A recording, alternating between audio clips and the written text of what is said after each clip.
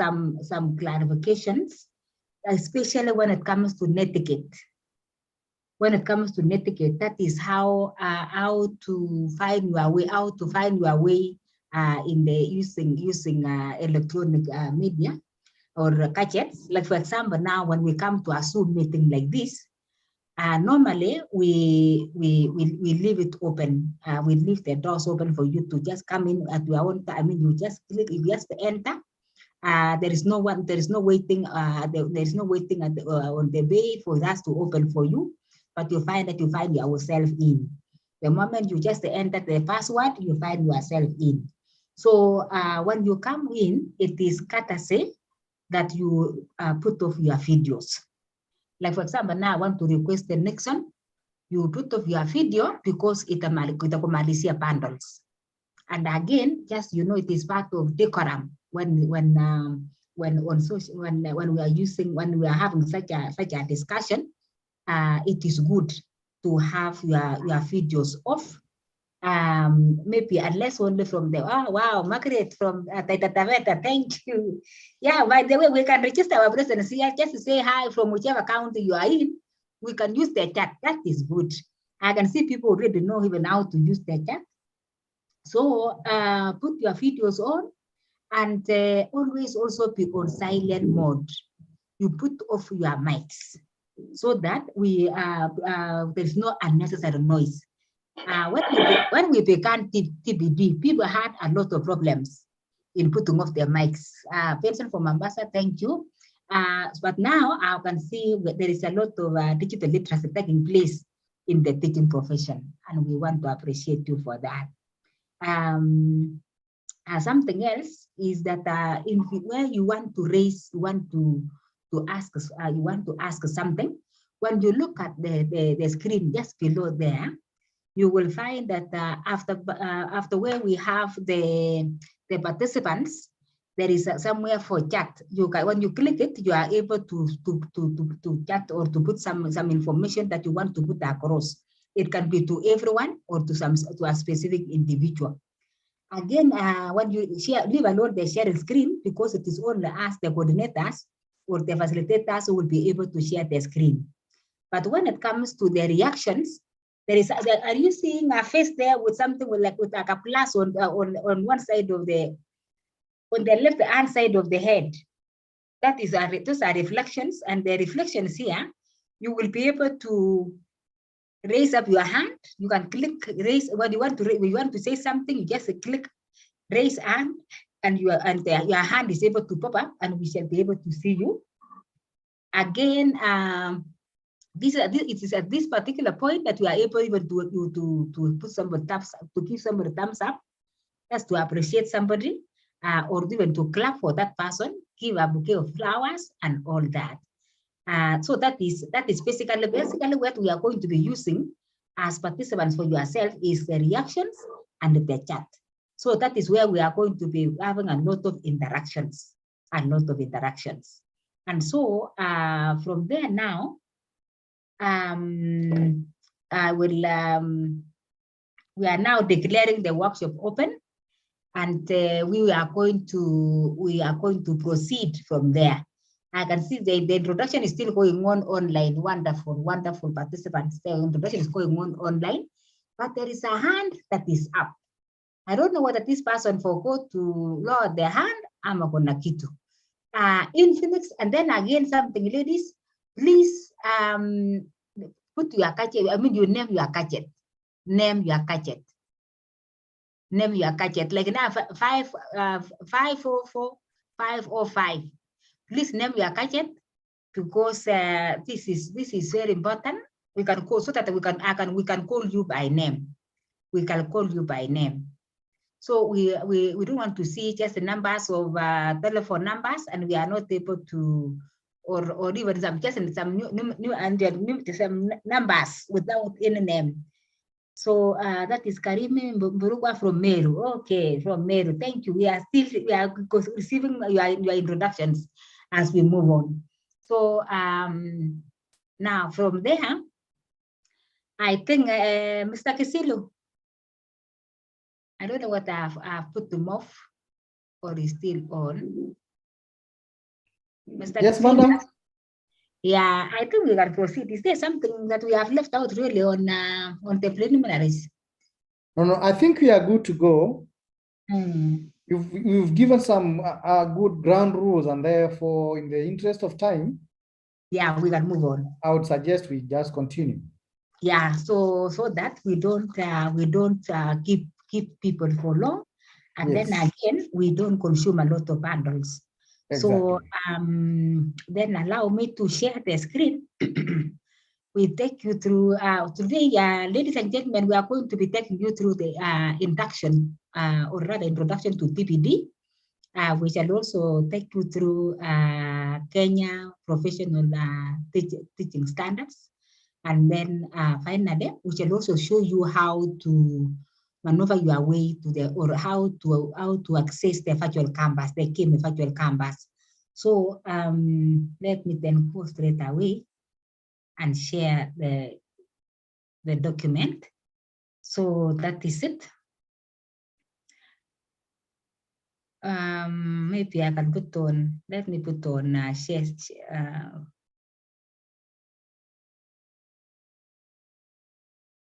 Good. We are together. Is that clear? It's clear enough, isn't it?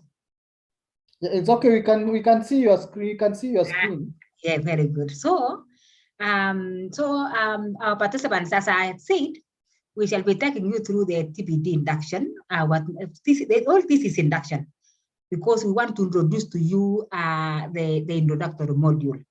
And so you'll find that as part of the introduction, we are saying that the government cannot, as a government, we cannot come up with any program without being backed by research. Like, for example, now you find that the TPD, it did not just, the TSC did not just wake up one morning and say, we want to introduce TPD. But you find that it is even in the TSC, Teacher Service Act of 2012. And you find that it is something that has just been pending. And so you find that research has proved that the pre-service, the training that you undertook in college, the one you took in the university, the one you undertook in the teacher colleges, that it was not enough to, it was not adequate to prepare you or to equip you with all the necessary skills, with the necessary knowledge and even competencies for effective teaching.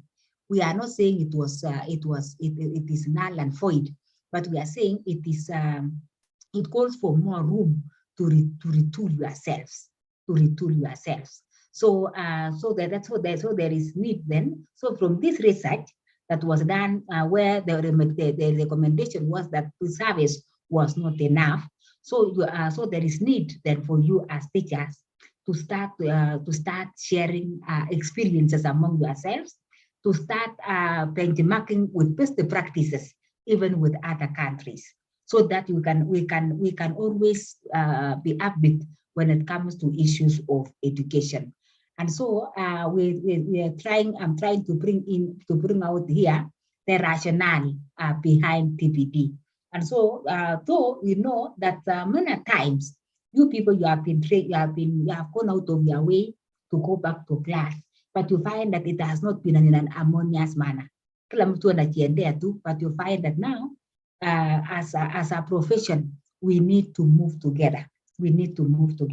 So, so this one gave room to continuous professional development, or TPD, so that you are able, I mean, that particular gap whereby the gap between what the skill you acquired in college and what is happening now in the world, so that you are at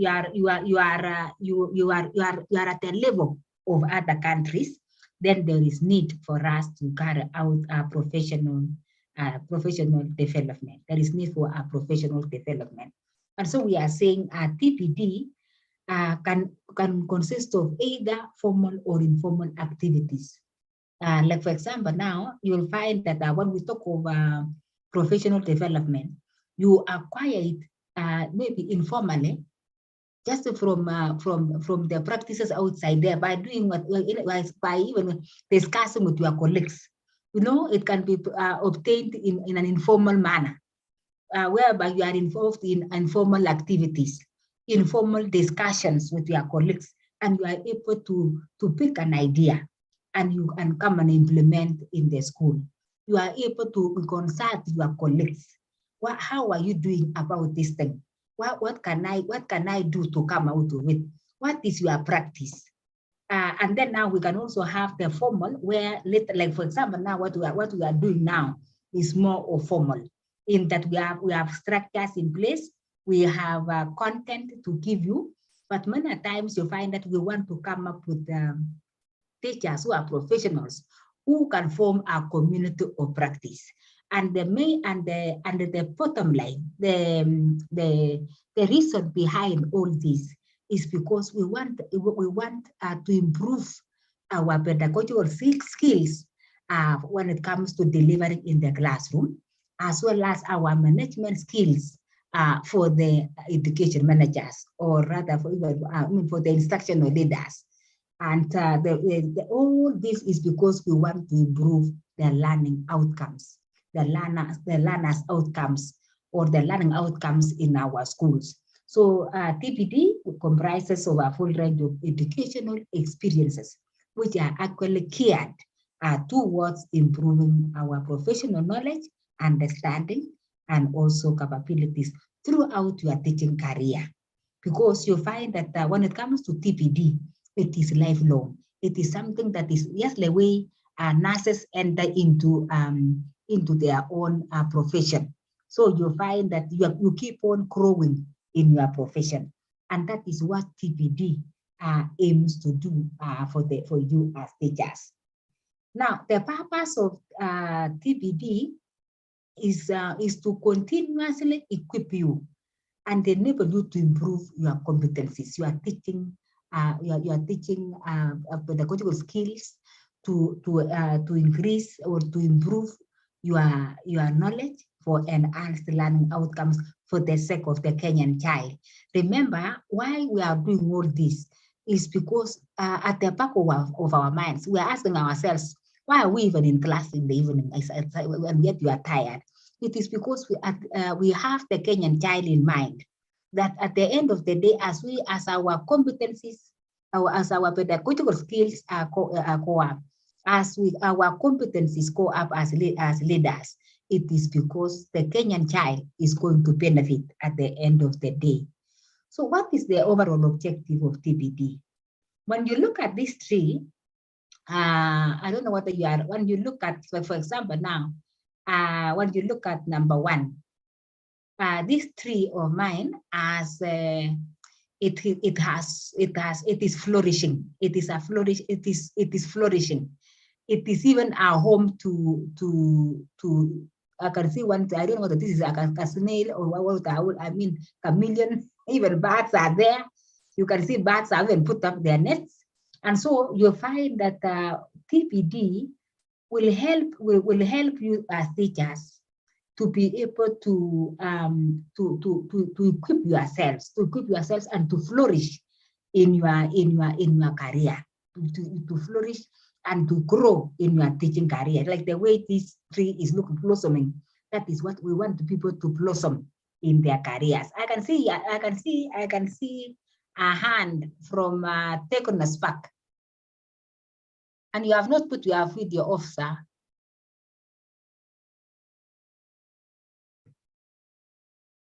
Your video is on. Okay, I think he's not aware. Let me mute him. Okay, but lucky enough, he's not disturbing anyone. Okay, so we are saying TPD. Yeah, the overall objective of TPD is to make teaching to be a professional, to professionalize the teaching profession. Well, how? By continuously, you people, by continuously developing yourselves so that you are able to meet the demands of the 21st century time. We are operating the 21st century, and we need the skills to survive and be able to teach and to deliver well in this particular season. Because what the learners we are teaching now are learners that belong to they have 21st century skills.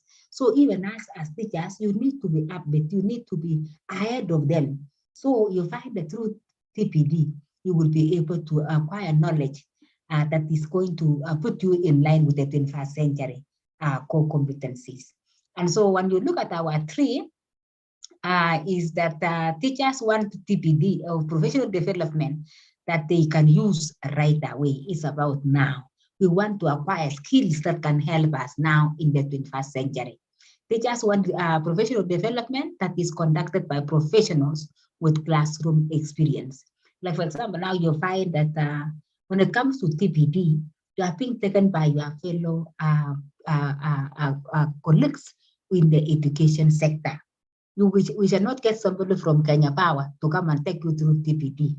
You will find that, like for example, now we are working even with the quality assurance officers. Everyone on board from Wakanagaya ICT, all these people are on board. And so you'll find that you will be exposed to a number of facilitators from different institutions. That is the general objective of TPD, but the specific objectives of TPD is that we want TPD to enhance a culture of lifelong learning among teachers. You know, that culture to instill in you or to inculcate in you a culture of learning. Continue, you know, we talk of learning to learn. You are always learning. You are always learning as teachers as well as instructional leaders. Now, because I know some of you have never been to this TPD class, when we talk of instructional leaders, we are referring to the principals from the secondary schools as well as the head teachers from the primary schools. So those are instructional leaders. Even the principals from the teacher colleges, they are instructional leaders. So when you hear us talking of instructional leaders, Musishangai, who are these? Those are the education managers in our schools. Another objective, another specific objective of TPD is to promote what we call a community of practice among the teaching professionals. As teachers, we want TPD aims at making you develop a community of practice whereby you are learning with one another. You are learning with one another. You can benchmark from one another. You can share experiences with one another. TPD aims at equipping you as teachers and also as instructional leaders with the 21st century skills. As I had said earlier, that you are teaching a 21st century learner. People who know so much as far as the media is concerned. Even the use of digital gadgets, they know so much. Another objective is that we want you people to be in a position to enhance your capacity as teachers, as trainers from the teacher colleges and even the technical colleges, and as instructional leaders in creating a supportive and a conducive learning environment. You know, we talk of learner-friendly institutions. So with TPD, we shall be looking at how we can make, as we advance later into TPD, we shall be teaching ourselves what are the various ways of safeguarding the learning institutions so that the children are safe. We shall also be looking at competence-based curriculum as TPD aims at equipping each one of us with knowledge on competence-based curriculum, enabling teachers to enhance skills and attitudes in their various subjects and pedagogy. Like for example, now you find that we have various ways of handling different subjects. And so you are able to even to benchmark with one another. How can I deliver this topic in a better way, in an interesting way for their learners to understand better? TPD aims at enhancing your knowledge, your skills and attitudes in your roles as instructional leaders. So you'll find that later on, ladies and gentlemen, these instructional leaders, they will be having their own module known as instructional leaders module, whereby they are going to be looking at issues of management and leadership. And then also TPD aims at building your capacity, both as teachers and instructional leaders in the 21st century skills. So what are the outcomes? What are the, at the end of all this, what is the end goal that we aim to achieve? We are saying we want to inculcate a culture of lifelong learning.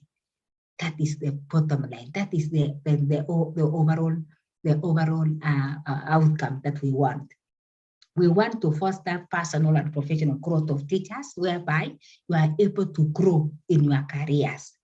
You will find that as you move on, as you move in the ladder, you will be able to, the TSC will be able to recognize what you have done.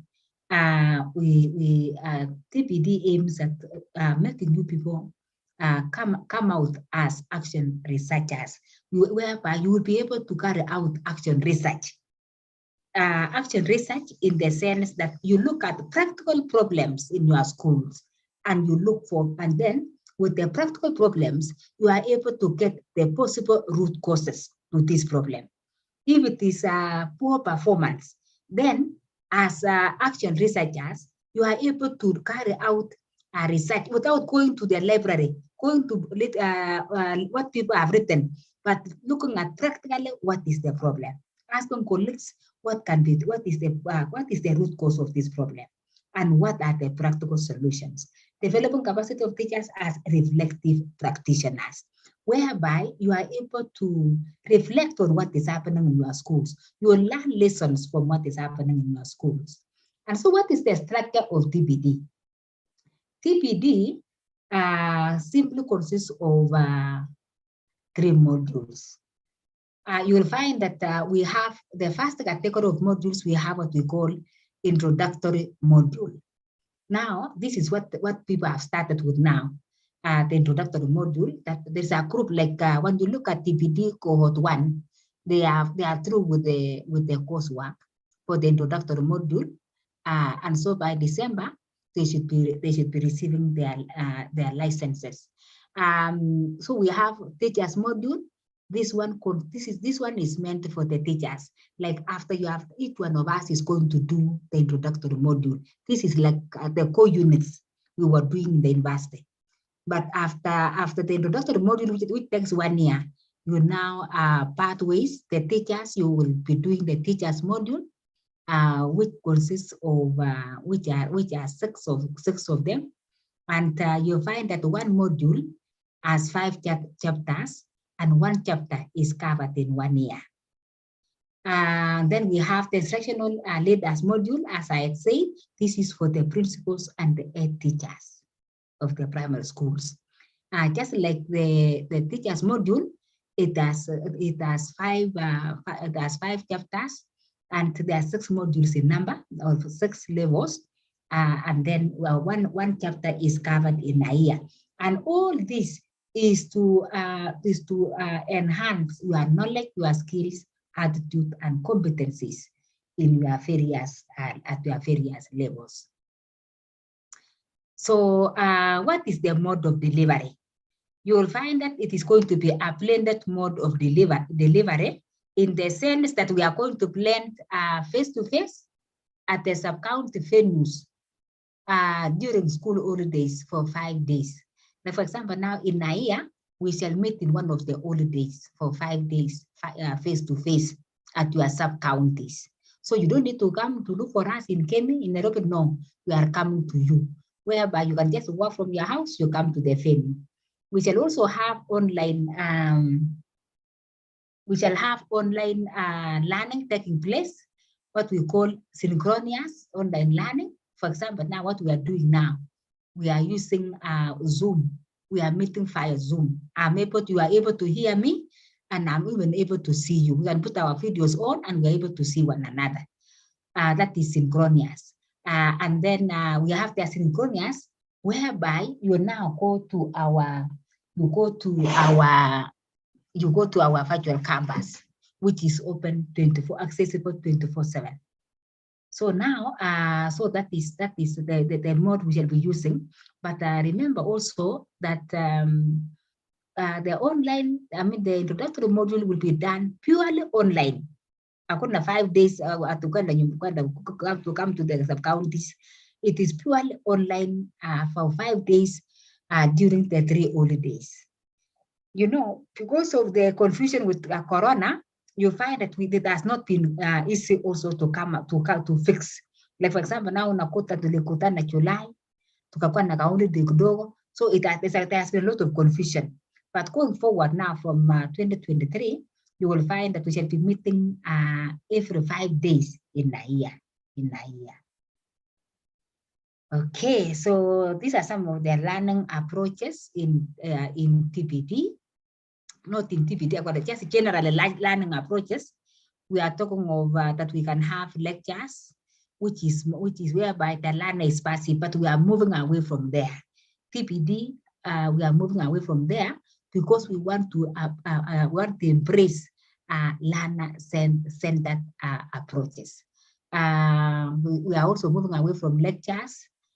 We want to go to where we have self-directed learning, where the learners are able to connect with themselves, and then they are able to learn.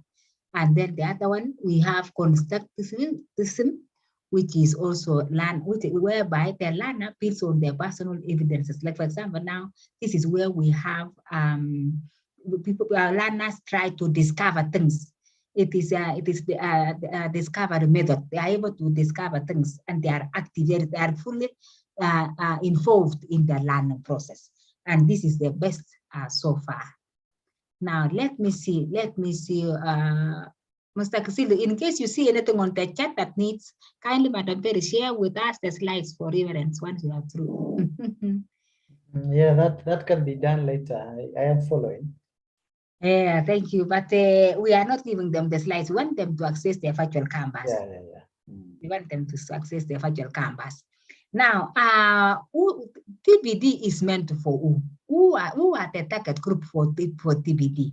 And these are the people, or these are the people that are targeted for TBD. All teachers and instructional leaders registered by the Teacher Service Commission. For example, now including those who are employed, who are not yet employed. Maybe they have just finished the college and they have gotten the TSC number. So long as they have been registered, then they are eligible for TPD.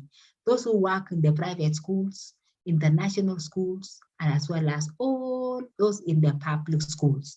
TPD is for everyone, every teacher, because it is now about teaching, introduction of the teaching license. So even it also includes instructors of learning in higher learning institutions. So it is being scaled up. I know so far we have not yet. All those in the teaching profession have not yet come in, but it is being scaled higher. So now this is about the introductory module.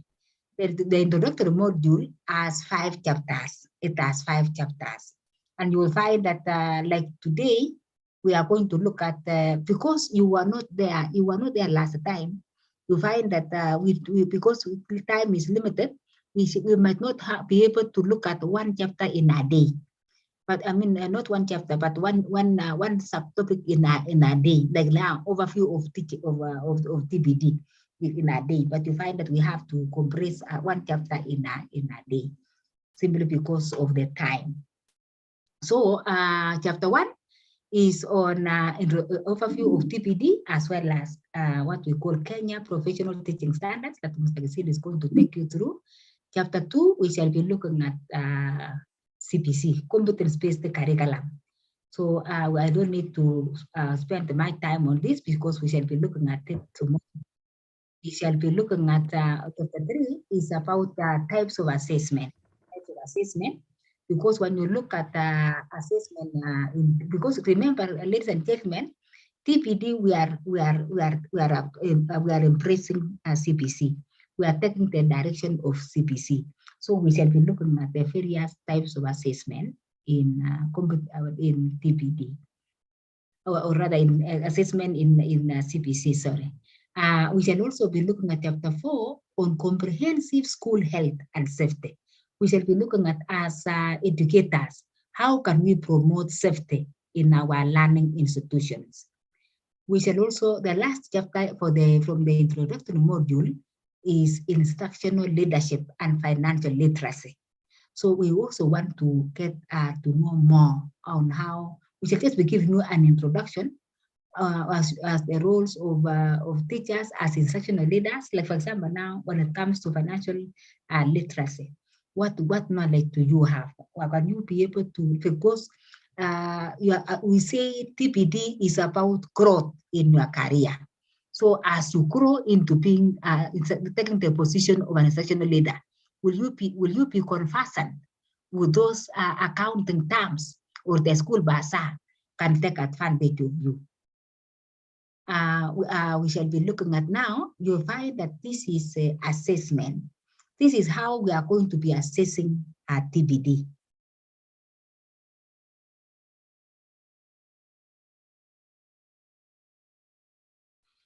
We shall be looking at it, we shall be taking at a later stage. It is good for you at this point to know how we shall be, that there are some areas we shall be looking at that will make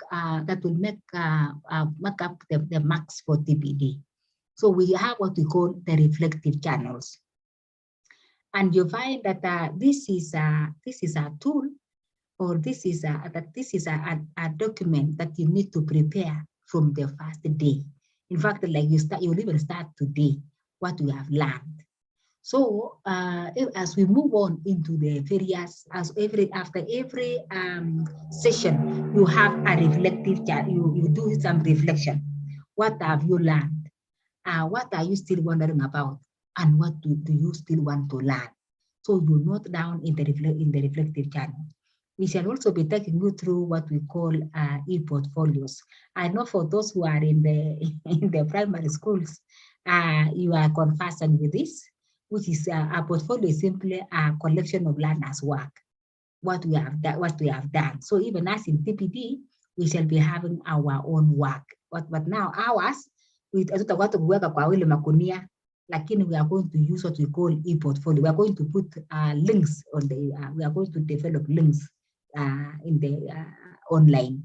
We have something called final synthesis, whereby you prepare this one at the end of the training. You look at what the areas that you have learned and tell us how you are going to apply in class. Those are key areas. So ladies and gentlemen, we want to look at the TPD assessment framework. How is the allocation of the marks? And we are saying that to successfully complete that chapter, one must, for you to complete a chapter, you must do the 3 assignments, which I have said consist of the reflective journal, the final synthesis, and the portfolio, the e-portfolio. We call it professional teaching portfolio. So you find that now so that is how the TPD is going to be assessed. We are going to be assessing these 3 items, and this one will give you 40%. It will give you 40%, while the other 40% will come from TBAD. And we have 20% for it to make it to the 100. Any other course that you will do with any other service provider recognized by the TSC, like for example now doing our diploma and other courses, you will find that that is where the 20% is going to come from.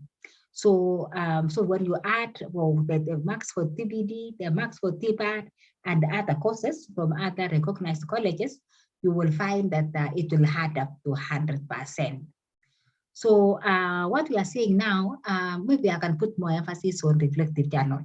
The others, final synthesis and the e-portfolio, we shall take you through badai. But you find that for the reflective channel, it commences on the first day of learning, when learning takes place. So you need to keep a personal learning channel for your own use, during the program. And when we talk of a journal, it's not just some our collecting all the notes that we have met in class, but it's something that you have one striking thing that that you have gotten during the session, and you can think over it, and you feel this is something that is going to help you in your teaching and learning. So at the end of the day, you can say what I learned as a teacher or session leader is this one. And what I still wonder about, maybe about that particular topic, what I need to learn more concerning that topic. So that is what you need to put down. Now you put down for us in practice. Examples on how to reflect effectively. There is a psychologist by the name Stone of 1993 who came up with two types of reflection. And he said you can reflect during that event. When there is an event that has taken place, you can reflect in it, or you can reflect afterwards. Like for example, now after we have had the training, you can reflect later. That is as far as SCORN is concerned, is that reflection can be in, or that reflection can be on. I mean, you can reflect in during the experience, during that particular time when the event is taking place, or you reflect on it later. So when it comes to reflection on, this is after the event. So you reflect, you can do a reflection once the activity has finished, and then now you want to ask yourself, what have I learned? Is there something that has changed in my life as far as this experience is concerned? So it can be during the experience or after the experience. Yeah, you tell us what you have learned during that particular event, And is there anything you would do differently before, during an event? So what are your take homes? What is your takeaway or your take home from the lesson that we have just covered? So that is about reflection. That's about reflection. And we are saying that when it comes to reflection, for you to write reflectively, you use the three W's. What happened? You ask yourself, what happened? So what? So now that this thing has happened, so what? And then what next? So you find that it is a lot. It is using a lot of descriptive words. When we are calling it descriptive in the sense that you are using the terms like what, when, who did it, and where did it take place, who was involved, and all that. So we shall give you the notes to look at it later. But like, for example, now when you say, so what? What happened? So what? So you take a few minutes to reflect and interpret the event. Like, yes, this is what I've learned. How can it help me? And then we conclude what you can learn from the event and how you can apply next time. Now, for example, now what we have learned today, how are you going to apply it in the classroom? How are you going to apply it in the classroom? There is somebody else besides SCORN. We have somebody by the name Keeps Reflective Learning Cycle. And the Keep said that reflection is in a circular manner. That, for example, now you start with the description. What happened? What happened? What was the experience that took place? And then what were you thinking and feeling? What now in terms of feelings? You evaluate what was good and bad about the experience. Maybe did the lesson go well or did not go well? You analyze what sense can you make of this situation? What are the lessons you are learning from this? And then you conclude, what else could you have done? Maybe there was something good that took place in the school and a good experience or a bad one. Maybe things went awry and you were not able to take control. So what can you do in future? And then now you prepare an action plan. That is, you tell yourself, if it occurs again, what would I do? So, for example, now maybe if there was fire and things will got burned, so what can you do next time? so that you do not have such incidences. Now, this is how we shall be marking the reflective channel. So what we shall be, as we discuss about the reflective channel, like for example, now, this is what we call rubrics. We are going to take you through to rubrics tomorrow. Like for example, now you need to write something on what I learned. As what in the reflection, we want to see what we have learned or based on the content that we have, or the chapter, the content of that particular chapter that we have covered. We want to see insightful or inspiring information. We want to look at the experiences that came out, the readings, and even the activities that you were engaged in. Were you in the discussion? Were you involved in the discussion? In the discussion groups, what was your role? So you tell us in a nutshell what you learned, and then what you still wonder about. We also want to hear what you need, what I need, maybe what you need to learn more. Like when we talk of what I still wonder about, we are just asking questions. You know, those silly questions. Why is this and this? No, why is Kenya not in America? So there's such things, but you know, it should be drawn from the content. It should be drawn from the content. This is still the rubric that we are going to take you tomorrow, because this is assessment tool in CPC. Assessment tool in CPC. This is still, the criterion is still in the rubric. We shall understand this one better tomorrow. And this is the professional, the e-portfolio, the professional teaching portfolio. And this one we shall also take you through practically how to come up with a portfolio. We shall spare some time how to, like for example, now this is like a file, but how do you file your work, good work online? Like how can you even prepare your CV, your curriculum online? Yes, so we shall have time to do that. This is evaluating how we are going to be assessing your e-portfolio. This is on the final synthesis. We shall also take you through this one keenly, where because it is about making presentations in class, having a paper, we shall give you more information on this. Today is just mentioning that the assessment will be based in the 3 areas. That assessment of TPD will be based on e-portfolio, final synthesis, and the reflective channels. So because we shall spare time to take you through these ones in detail, today was just an overview, just giving you an overview of TPD. So as I had said, scoring of TPD program is that you must undertake and successfully complete one module comprising of 5 chapters within 5 years. Like for example, now at these modules, we have just been looking at like for example, now the cohort 1 who began in December. We have just been with them looking at the introductory module. Are we together? Yes, we are together. Wale nimeongea kama nimekimbia kama nini gari ya miraa. Okay. TPD scoring will be from 3 sources. This one I had, we were saying that the TSC providers will submit their names, like now, Kemi, Wakana, the MKU, we shall submit your TPD performance online. The commission will also look at the TPAD rating that they have always been rating you. And then what you have acquired from other service providers that are working with TSC.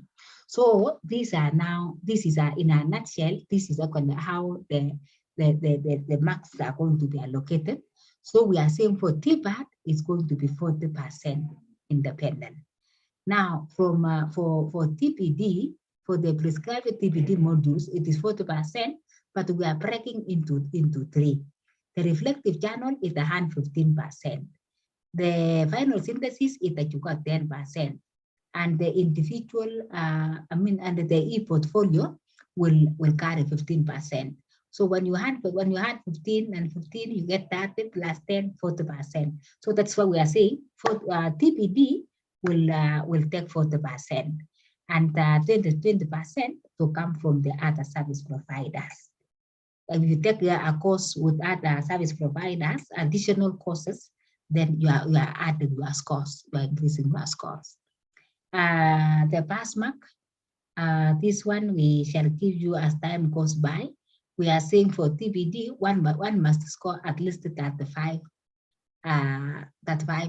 over 40, because it is marked out of 40. But for both TSC recognized courses will account also for 20%, as I just mentioned. Certification, we are saying that by the end of the introductory module, like for example, now those who will be completing, those who have completed the coursework in the code 1, we shall be handing over their certificate to the transcript and the certificate to the TSC. The transcript to the TSC, who will now give them the certificate. So it will be required. This will be required for you to move to the next level. You will not move to the next module, like the teacher module 1, before if you have not completed the introductory module. So in the camera to an introduction for everyone. So and then again, so this will lead to the renewal of teaching licenses, because the TSC are going to give you teaching licenses that are renewable after completion of every module. So when you complete one module, it takes for 5 years, the license will be renewed. And so that marks the end, ladies and gentlemen.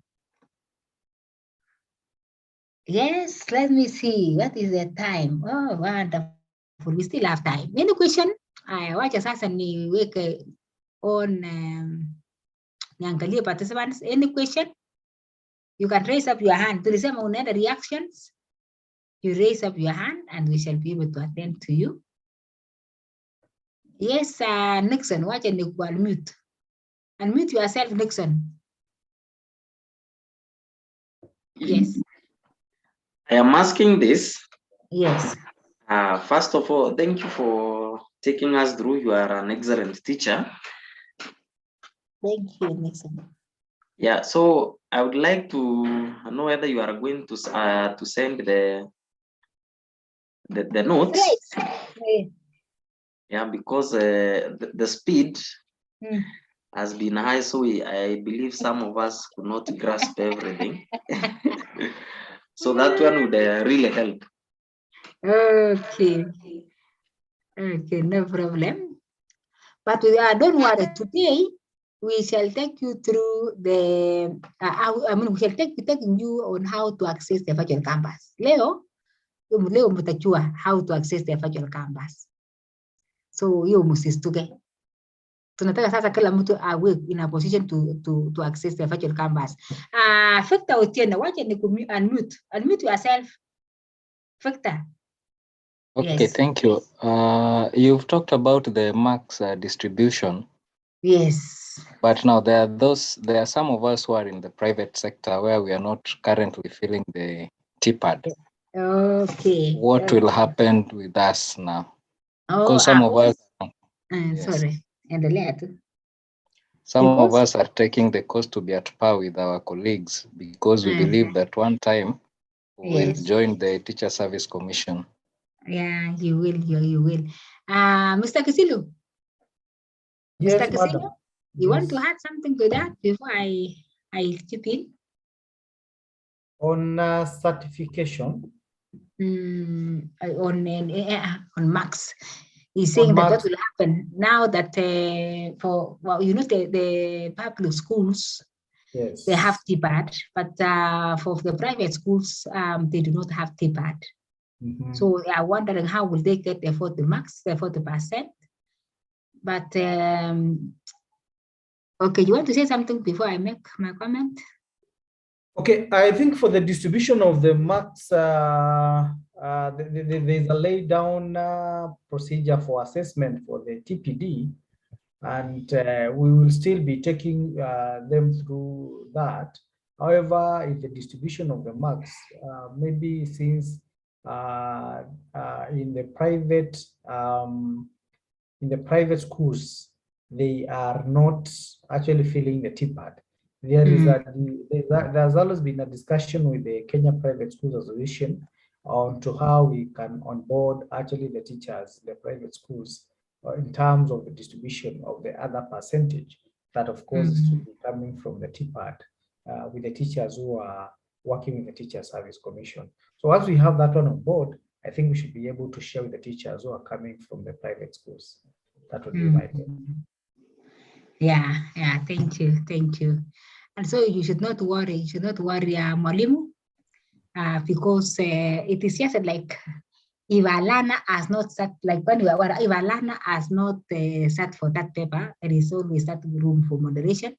So for you, you will find that it will now take like it is the TPD will be out of. So ideally, what we are saying, Madam Paris, is that the employer is Kenya Private Schools Association, and that has been a concern. And once they give us, of course, what we've agreed on, just like, of course, Teacher Service Commission has also given us actually the distribution of the marks, then of course we should be able to also communicate the same to the counterparts in the private schools.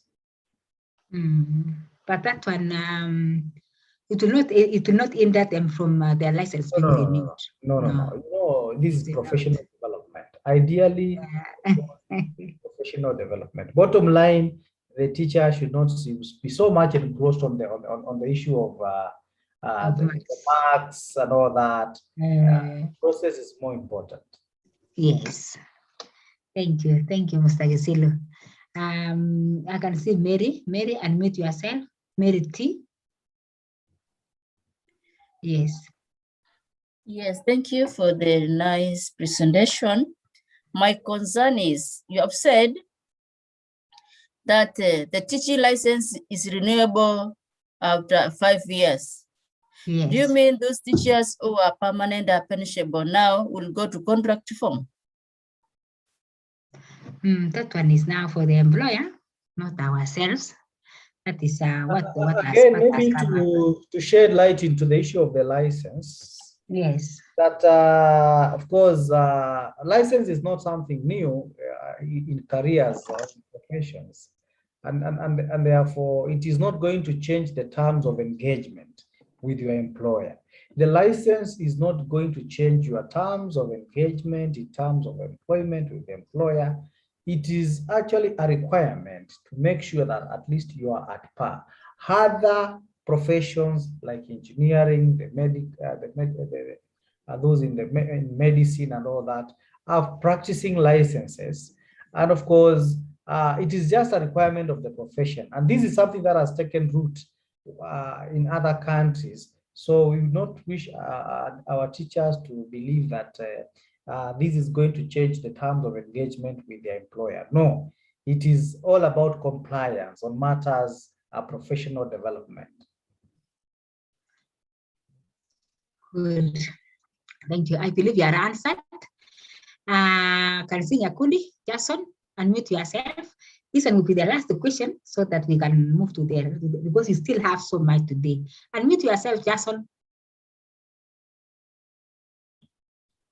Jason, your hand is up. Unmute yourself. Hello. Oh, hello. Yes, I'm Joseph Witi. I was asking to inquire, are these notes that you've presented to us available on the virtual campus? Or you'll give them to us after the session? Oh, that's a good question, Joseph. You find that this is just a summary of the notes in the virtual campus. The virtual campus will get more information. Okay. This is just a highlight of what is in the virtual campus. Thank you. Yes, thank you. Unless there is a banner one, Redmi Note 6 Pro. Hey, can you give us your name, please? Redmi, unmute yourself. Hello. Sorry, Hello. unmute yourself again. Yeah. I'm Wilfred. I just registered today and I'm concerned. Is it a complete registration just by paying the fee? Because I didn't receive any other information after paying the fee. Oh, okay. But there was an SMS from M-Pesa that you have paid to your money to Kenya Education Management Institute. Yeah, containing my details, Yeah. CSC number and the county code. Yeah, so you don't worry, because at the moment you have received that message from Kenya Education Management Institute, then already you are captured in our system. And so you will find that you will be added to the WhatsApp by the admissions department. They'll go to accounts, yes, your numbers from accounts because you are paid via M-Pesa. And then now they will add you to the WhatsApp for TPD2. So how did you get the link? I have a friend of mine who registered in July. Is the one who gave me the link. Oh, that is good. That's a good Samaritan. That's a good Samaritan. Application. Yes. Yeah, and actually you have come in at the right time. You have come in at the right time. Thank you. Thank you. Even you will be able, my colleague is going to take you through people how to access the virtual campus at a later stage. Thank you. Yes, so karibu. Now can we move to the next one? Because we have three items to look at today. I think this one will go to Melissa. So Mr. Kisilu, I don't know whether Mr. Karim is already here. Maybe as we get to Mr. Karimi, I can continue with the standard. Yeah, I thought so, because the morning Mr. Karimi will come and take us through the virtual campus. Maybe you can just say something, just make an introduction of the Kenya. Maybe let me just go to the standards. Okay, so now allow me I to make share you. my screen. Let me. Are you a co-host? Oh yeah, okay. Yeah, okay. So you share your screen.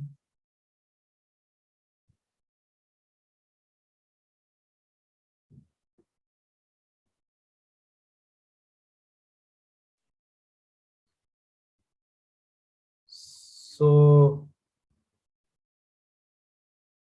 members, as Madam Perez has just indicated, that the teacher professional development is based on the teacher professional standards, and this is what I would like to share with you briefly.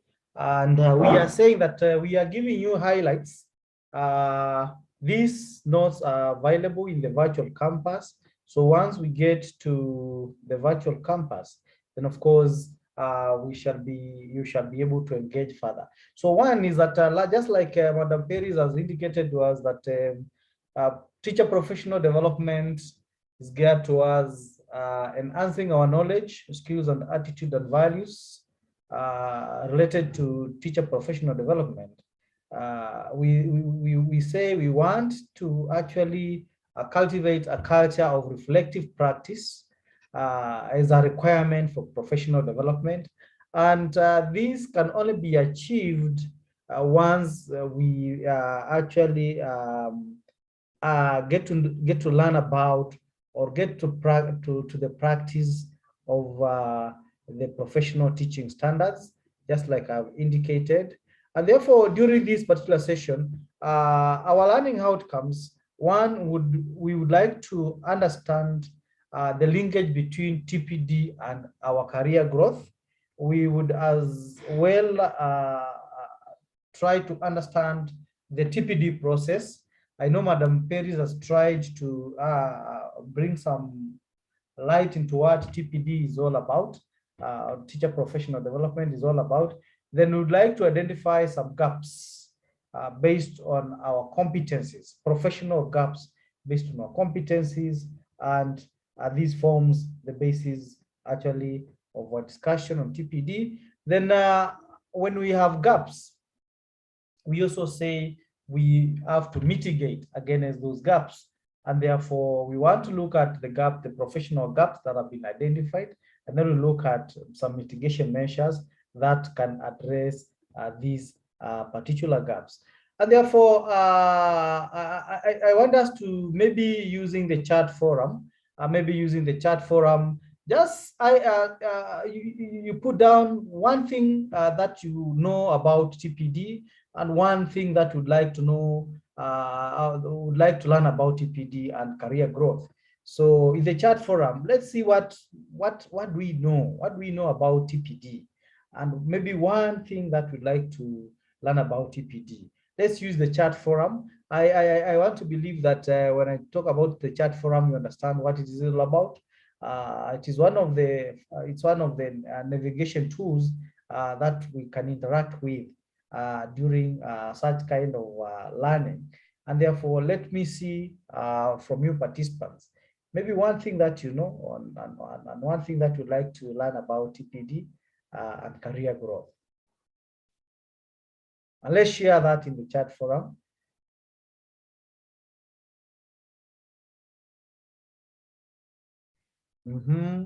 Lokoro, will the government pay for the TPD teachers, career development? Yes. Rose, TPD helps teachers to grow professionally. The 5 years allowed to use them. To enable me improve my mean score. That is Catherine Mpinda to everyone. What else? Let's have the answers coming. Joshua, about Winfred, Hedith, Mr. Kim. The aim of TPD to develop and implement performance management framework for teachers at the school level. Mary, long line planning. Thank you very much. Thank you very much, teachers. Thank you very much, colleagues. So at least from this kind of an activity, we see that we are not starting from point zero. Of course, we are starting from some point whereby we can say we know something about teacher professional development and growth. And of course, there has been concerns about what you wish to know, and that is well of us. Let's see whether at the end of it all we'll be able to actually meet your expectations as we make a discussion moving forward about the TPD process and maybe the teacher professional standards. Now, TPD is a process, and so when we talk about a process, it's a process that involves improving and increasing the capabilities of teachers. So whenever we are talking about TPD, we want to look at a process that is geared towards at increasing our capabilities as teachers in the delivery of our mandate as teachers. So that is actually what we need to have at the back of our minds whenever we are discussing TPD. It's continuous, and of course, we want to say it's a long life learning process. At the same time, we want to say that it looks at the ever-changing environment in which the teacher works, and therefore development of the teacher becomes a requirement for effective learning in the classroom. And therefore, that's why we are saying that this is a process that is related to systems, policies, all which are designed to enable teachers acquire, broaden, and in one way or the other deepen their knowledge, competencies, so that they can effectively manage their work in the setup of the school. And therefore, we could also now move forward and ask ourselves, why TPD? What is the rationale for TPD? And therefore, we are saying that TPD as a program, of course, is a program intended to build the capacities of all the teachers at all levels. At all levels, we mean those in pre-primary, primary, secondary, for secondary tutors and trainers in both public and private schools. And that is why, of course, even in our class today, we are a representation, of course, of teachers from the private schools. A teacher is always a teacher, whether in a private school or in a public school. And therefore, that there is reason, there's every other reason why, of course, we need to build the capacities of our teachers. Now, as we go through TPD, we also want to say that we are looking at an avenue whereby, of course, we will provide our teachers with some opportunity to explore, of course, new roles. Remember, of course, you enter the profession as a trained teacher. Of course, in the process, you develop new roles. Of course, you become instructional leaders, you become institutional leaders, and therefore you would like to, of course, broaden your outlook as educators as you go through the career growth in your employment. And therefore, that calls for a lot of, I would like, let us not look into that activity in the interest of time, but then I would like us to discuss the fact that, of course, in as much as we want also to broaden the very fact of being, of course, being professional teachers whose, of course, whose competencies are not only, of course, geared towards their performance in class, but also towards building their capacities when they become, of course, instructional or institutional leaders. But then we also want to say this: TPD as a program is also based on global trends. And therefore, whenever we talk about the TPD as a new program here in Kenya, of course, we want to say that we would like the teaching profession here in Kenya also to match the global standards. Today, we are talking about the 21st century teacher. And therefore, we are also talking about the global trends. And therefore, continuous professional development is a practice for professional growth. It's a global practice for professional growth. And therefore, if it is a global practice for professional growth, we would not like our teachers to be left behind. Indeed, when you look at SDG number 4, it talks about quality, it talks about quality education. We can only talk about quality education when our teachers have the right capacity, when our teachers have the right competencies. And therefore, it is only until this very time when, of course, they will be able to deliver quality teaching and learning, and therefore achieve that very goal. Now, the 21st century demands, of course, we are now talking about the change, the increasing complex social, cultural, and technological environment. And therefore, we are saying that our teachers must also be 21st century teachers. They must meet the demands of the 21st century. Technological and global changes that are taking place. We do not want our teachers to be left behind. It is in this scenario whereby, of course, we are going to diversify and, of course, ensure that our teachers get complementary competencies that will enable them to navigate through, of course, the demands of the 21st century, which involve, of course, that kind of environment that I've earlier mentioned. Of course, the complex, changing social, cultural, economic, and technological environment.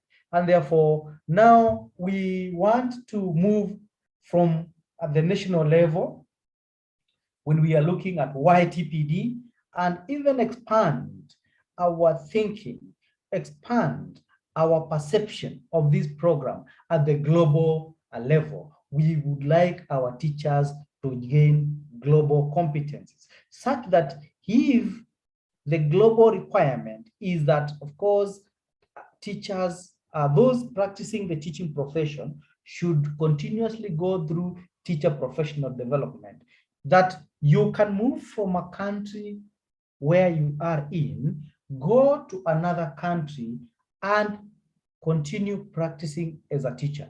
It becomes so difficult when, of course, you've been here teaching competently, feeling that, of course, you have the very best, of course, skills as a teacher, only to go out there and realize that you are supposed to have been going through teacher professional development, and therefore to get into the system of the country where you are in, you must undergo this kind of a program.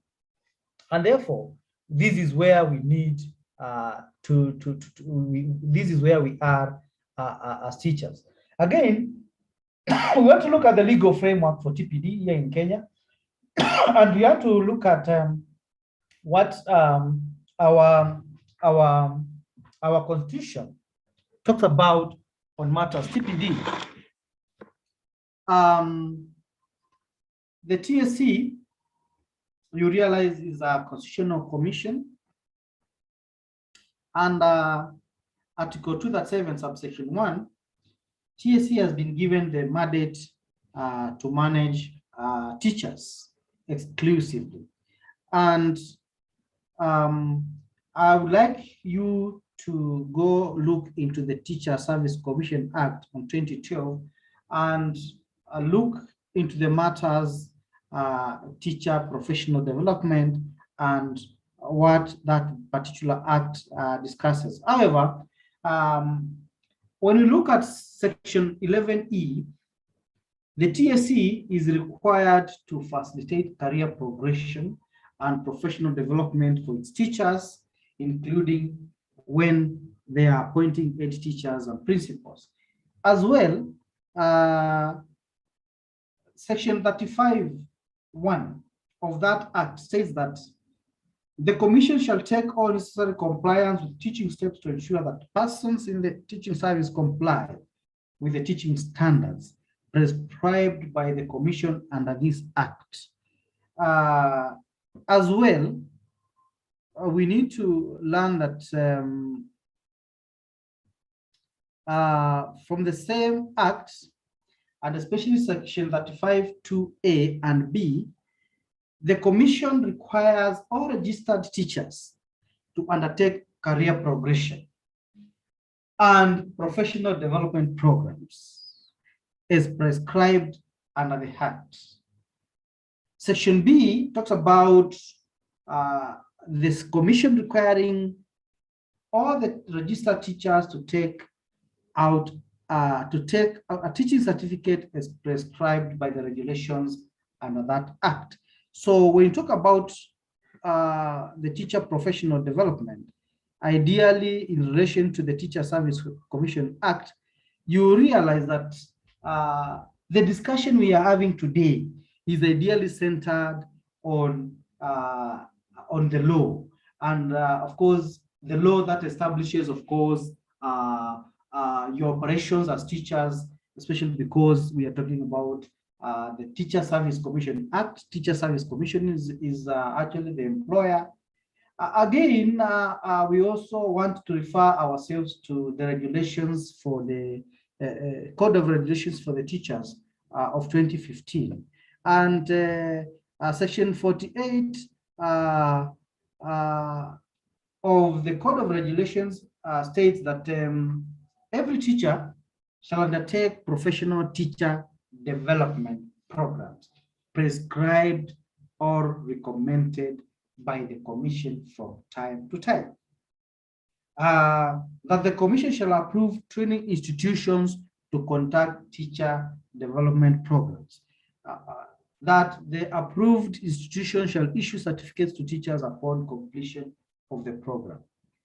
Now, I want to refer you to that section, and that answers the question why we are doing TPD. TPD is a program that has been prescribed or recommended by your employer, and it has approved 4 institutions to conduct teacher development programs. Currently, we have KEMI, we have RIARA, we have KU, and we have MKU. That is the reason behind the 4 service providers.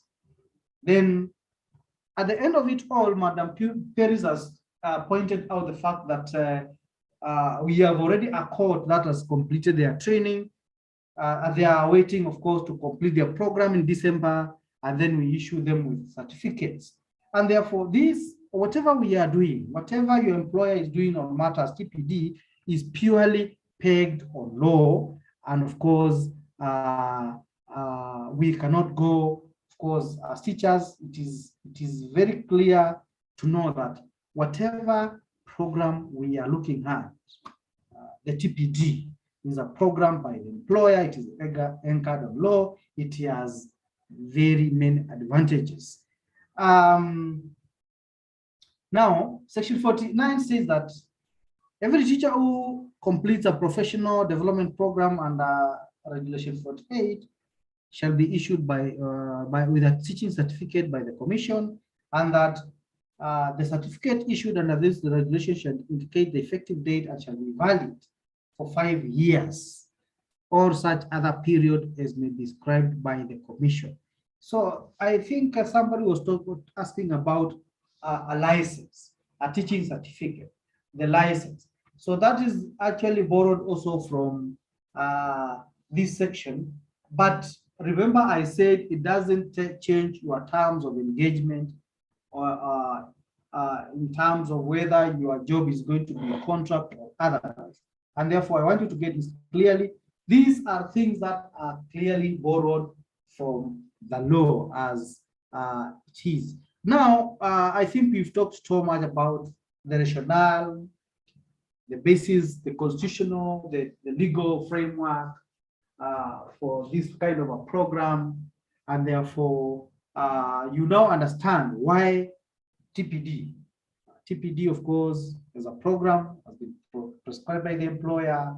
It has its roots on the law, on the existing constitution, and of course, the Teacher Service Commission Act of 2012. And therefore, we also looked at, of course, the rationale as a requirement globally and nationally and all that. Now, let's look at the framework. Let's look at the framework. Madam Paris has tried to bring out the framework, but I want to say that TPD is a program, and from the way, of course, I've brought out the background, is a lifelong learning program. And of course, its organization is in 6 hierarchical competency levels, where each level takes 5 years to complete. Of course, each level is represented by a module. And of course, at the end of each module, you'll be given a teaching certificate, which is renewable after 5 years. And the program is undertaken as follows, whereby, of course, we have what we call teacher-initiated or school-based teacher professional development programs. I want to refer you to actually the breakdown of the marks or the scoring, the assessment, because here we are talking about assessment. We are also saying that, of course, we have the TPD prescribed modules.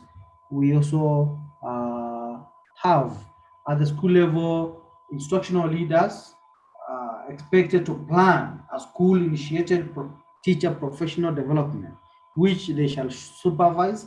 Then at the national level, every teacher is required to undertake TPD as prescribed by the Commission. So we are saying the framework is at a personal level or an individual level, at institutional level, and at the national level.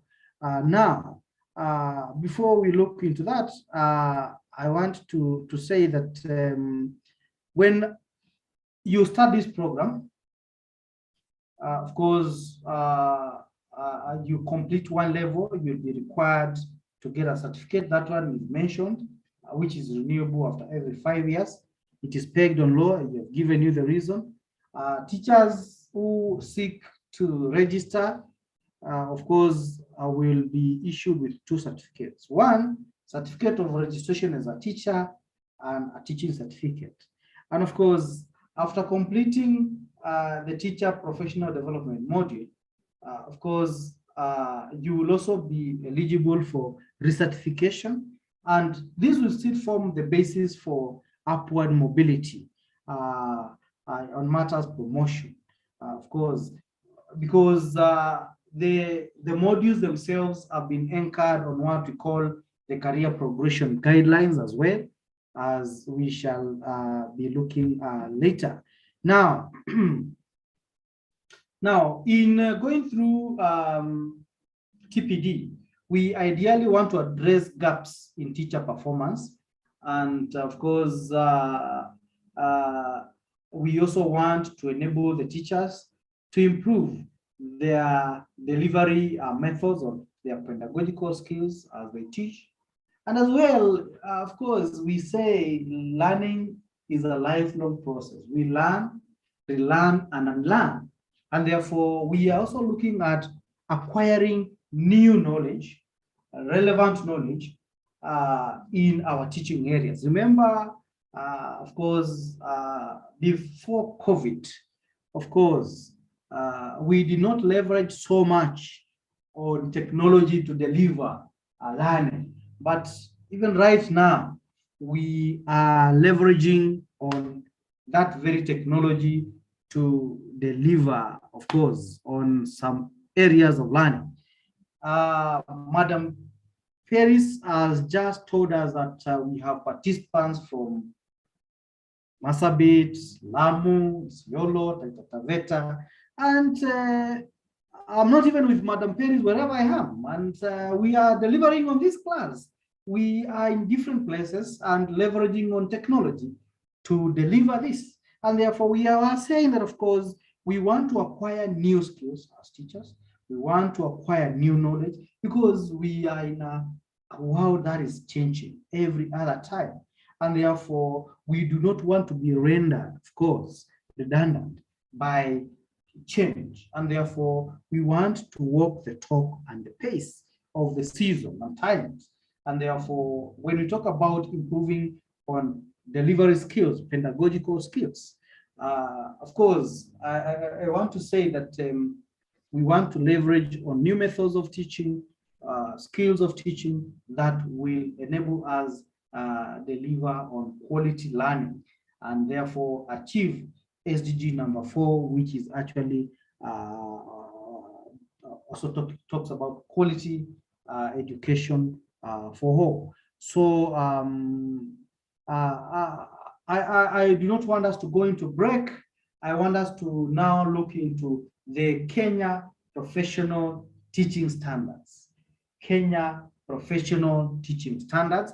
I was laying some background of what TPD is all about, and therefore, in the interest of time, we would have taken a short break, but it's getting into the evening, and I know your evening is packed. I do not want to take much of your time. I want us to go straight and look into the 7 Kenya Professional Teaching Standards, which are the basis, or which form the basis of all the modules that we will be taking you through in teacher professional development. Now, I want to say that it would be prudent for you maybe to tell me briefly in the chat forum, maybe what you know or what you want to know about the Kenya Professional Teaching Standards. What do you already know about Kenya Professional Teaching Standards? And maybe one thing that you'd like to know about Kenya Professional Teaching. Let's share in the chat forum. Let's see what we know and maybe what we want to know.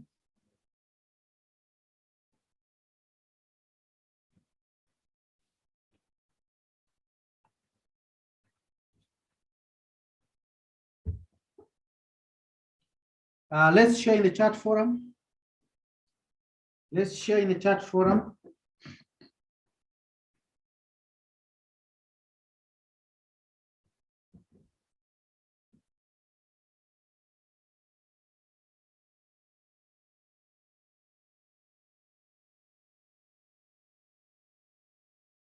let's share in the chat forum about there are 7 teaching standards. That's Sheila, Gishuki, Elizabeth. Says, is it related to professional documents now? That shows that issue to do with professional documents using teaching and learning process. Let's see what you know. Let's see what you know about in the chat. I have known what is TPD.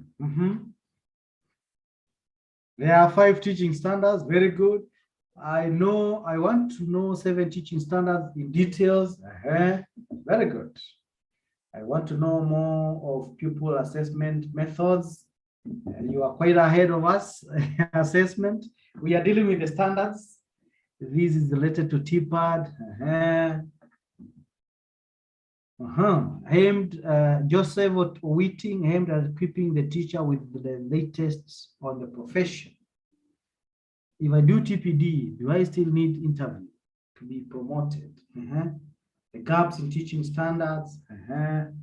Thank you very much. Thank you very much. This prompts our discussion. This gives shape into what we want to learn during this particular session on the Kenya professional teaching standards. What I know, what I want to learn more about the gaps. That is Rema Omari.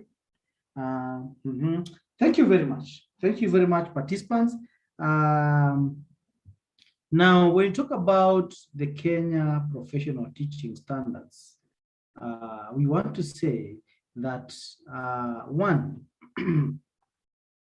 the employer, that is the Teacher Service Commission, has come up with what we call specific professional teaching standards and some indicators to measure teachers' performance. And these standards, these standards actually define the work of the teachers, and especially when you talk about the 21st century learning. Why are we saying this?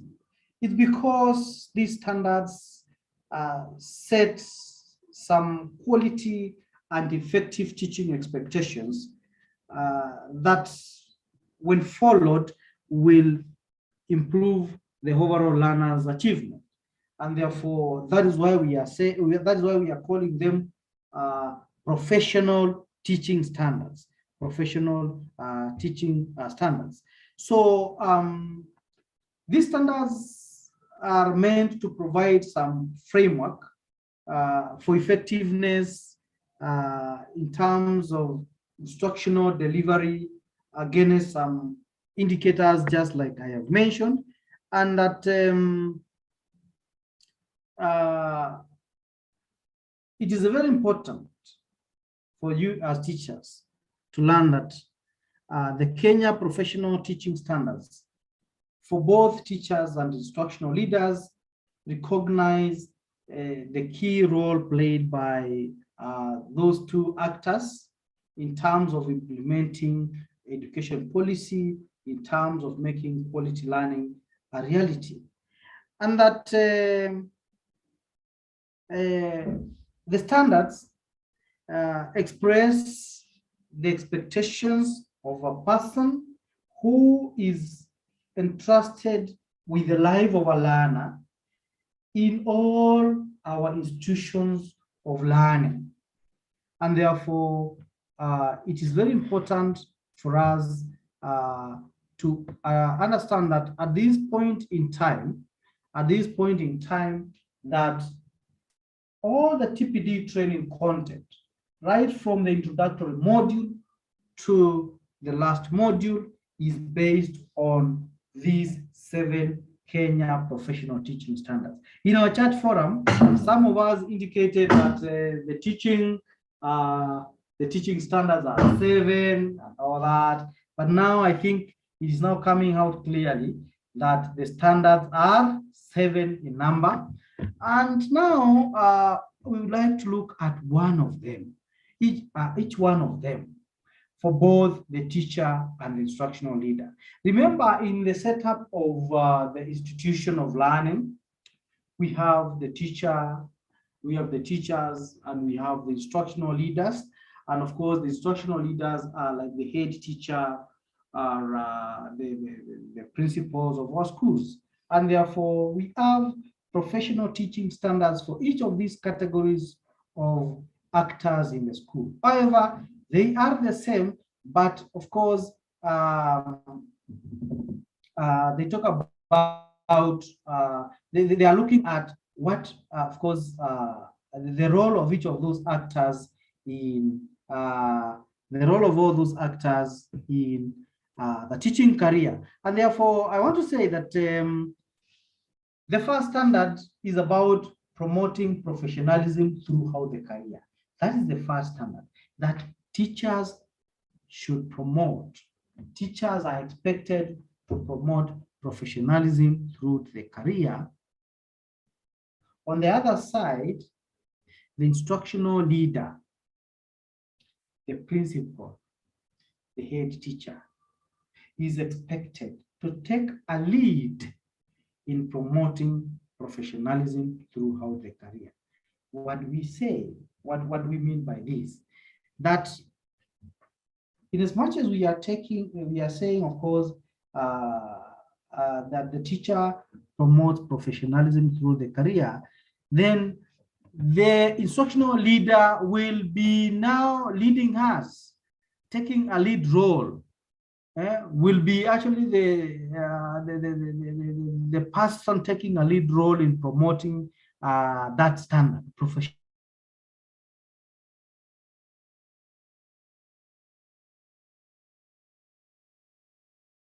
Knowledge and understanding of the competence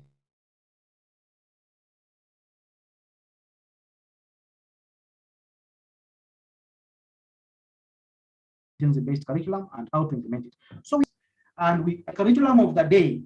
Today we are talking about the CBC curriculum, and therefore it is expected that we have pedagogical content knowledge and understanding of the CBC as a curriculum. Then on the other side of the instructional leader, the leader should take lead in developing the school vision focused on high quality instruction, learning rooted in the CBC. The teaching standard number 3 is about conducting assessment and reporting. It is expected that as teachers, you should know how to conduct assessment and reporting, while on the other hand, the instructional leader should take a lead role in creating an environment that promotes assessment and reporting. For the teacher to know and conduct assessment and reporting, it is expected that the leader, the instructional leader, should come up or create an environment that promotes assessment and reporting as well. Number 4, the teacher should know how to create and support inclusive and collaborative education practices. Of course, remember that inclusivity and collaborative management practices are pegged on law. Inclusive learning practices, collaborative management, and therefore we are saying that teachers should create and support inclusive and collaborative education practices. At the same time, the leader, the instructional leader, should take a lead in developing a collaborative professional learning community within the school. Number 5 is about comprehensive school health and safety. So you see, what we are saying is that, of course, all the chapters of TPD will be pegged on all our discussions on the Kenya Professional Teaching Standards. So number 5 will be to promote, the teacher is expected to know and promote comprehensive school health and safety, while the instructional leader is expected to take a lead role in promoting that very standard, comprehensive school health and safety. That the teacher will be expected and is expected to know and promote instructional leadership and administration, while at the same time, the instructional leader is expected to take a lead in building a positive, inclusive learning environment. Then the last standard is that, of course, as we go through the teaching and learning, of course, in school, of course, we cannot achieve our goal minus the financial resources. Most of the time, our quality learning will require resources, and sometimes directly financial resources. It is important for the teacher to have knowledge on financial literacy, and therefore that is the standard number 7. For the instructional leader, it is expected that he or she takes a lead role in financial literacy skills. So friends, participants, these are the 7 teaching standards. I think in our chat forum, some of us tried to say there are documents, there are 5, they're based on this and that. But now I think from our discussion now, we can clearly say that, of course, we know what they are, we know their basis, and of course, we know what is expected now of us when it comes to the teaching standards. All right, then let's go a step further to look at what we call the TPD planning process. The TPD planning process. I believe you can see that diagram. Talks about how we can plan. And of course, you remember I talked about the TPD process as a process that can be initiated by the person or the teacher himself. Of course, it can be initiated at the school level. Then we also have actually what we call the employer initiated TPD, and therefore when in unpacking that discussion, I want us to look at how do we plan for how do we come up with a teacher professional development plan. That to come up with a teacher professional development plan, we have to follow several steps. One, we have to assess ourselves and look into the existing gaps. You take yourself as a teacher and do what you call school self-assessment. And in this case, we are looking at how can you evaluate yourself on matters professional development. And of course, you are required to use a scale, of course, and conduct a self-assessment on each of the, of course, 7 standards that I have just given. Then you objectively determine your areas of improvement. So you see, you look at, for example, do I, of course, foster an inclusive and collaborative learning environment? How much am I versed with financial literacy? How have I promoted comprehensive school health and safety? So on a scale of 1 to 3, so you look at the gaps. You look at the gaps, and that is at the individual level, and at that level, you're able to say, on this one, I think I am doing well. On this one, I think I need to do something about it. And therefore, that is what we call a self-evaluation or a personal self-assessment, which can be done, of course, once every school term to establish the gaps that you have in the process of course, teaching throughout a period of a term, and therefore you use the same gaps to build on your professional development. That's the first step in coming up with a TPD plan. So of course, when you look at that example that I've just given there, you look at the standard. It might be, of course, on financial literacy, and then of course you look at the competence indicator. Then of course, on a scale of 1:3, my knowledge, skills, and attributes in this competency are very strong. You are looking at financial literacy. They are adequate. You need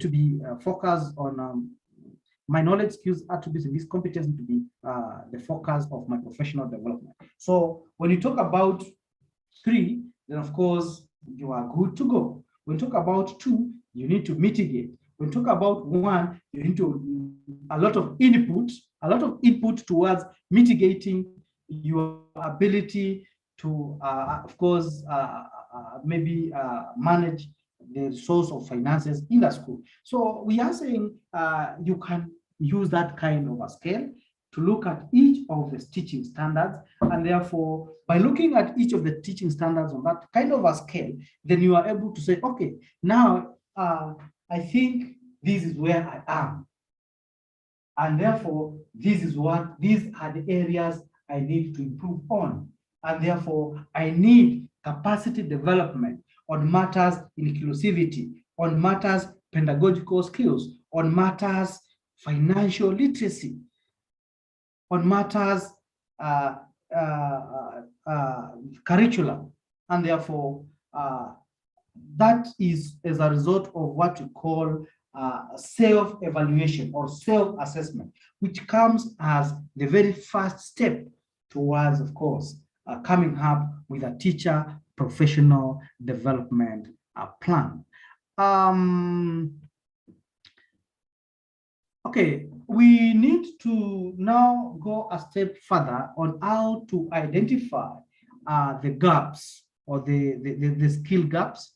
And of course, once these are identified, of course, you need to come up with some professional goals, learning goals that, of course, should include, of course, the outcomes of the assessment, of the self-assessment data, the indicators provided in each of the standards. You also need to come up with a balance between the individual teacher professional goals and the classroom learning outcomes.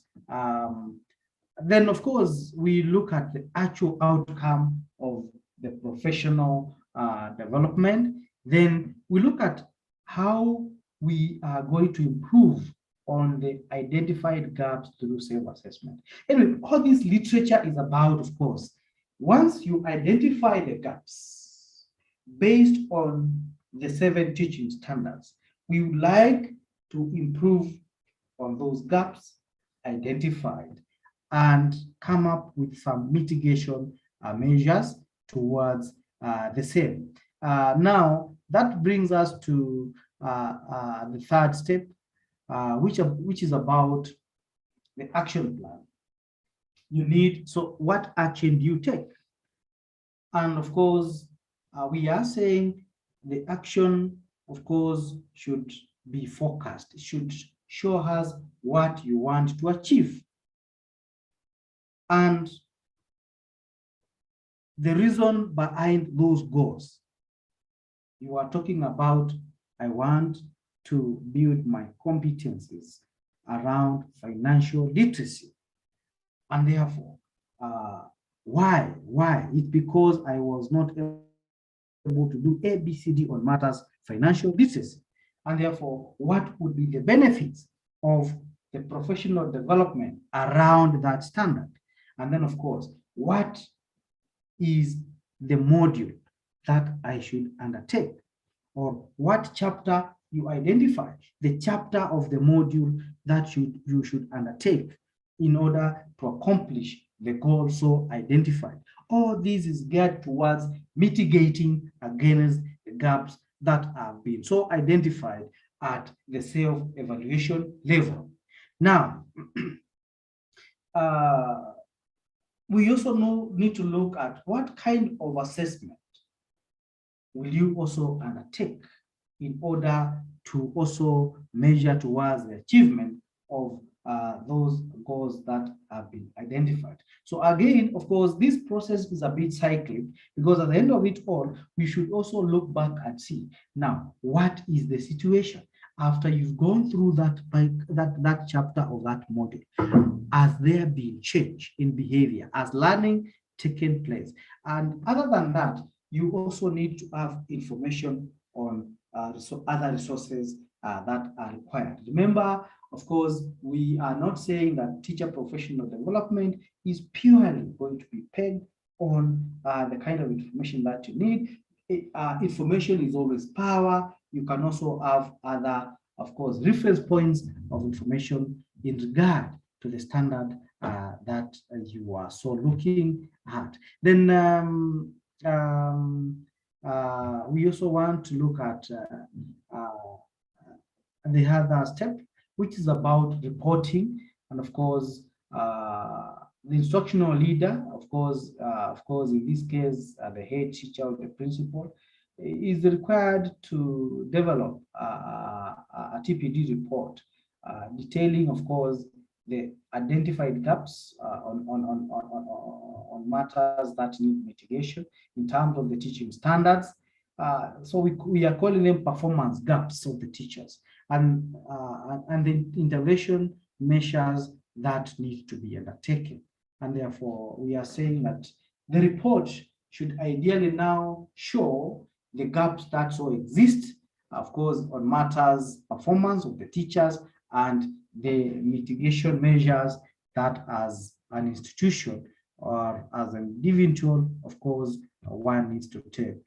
Before I come to that, I need to say that sorry, my laptop wants to, is a bit fast. So we want to look at that that diagram, and that diagram looks at the TPD planning process, right from step 1 up to the reporting stage. Of course, we said to carry out, of course, self-assessment, and of course, you set out a goal setting, of course, towards, looking at the gaps that have been so identified. Then you come up with an action plan. What are you going to do? In action plan, you are looking at, okay, now this is my performance gap. What chapter of the module should I, of course, be looking at?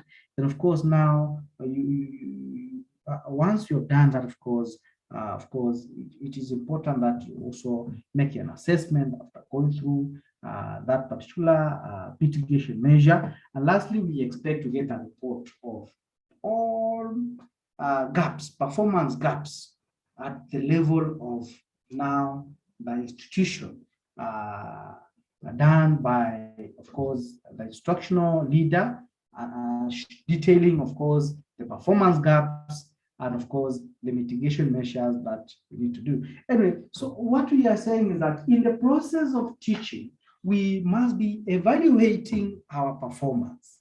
This process is simply telling us that we should evaluate how we are teaching by way of looking at various standards. Am I able to achieve this? What are my strong points? What are my weak points? And what TPD has come to do is to give us, of course, to shape our, or to fill in the gaps. If I am not good in finances, yet as an instructional leader, I am required to ensure that, of course, I use financial resources in the process of teaching and learning to ensure that quality education is achieved. Then TPD gives us the solution.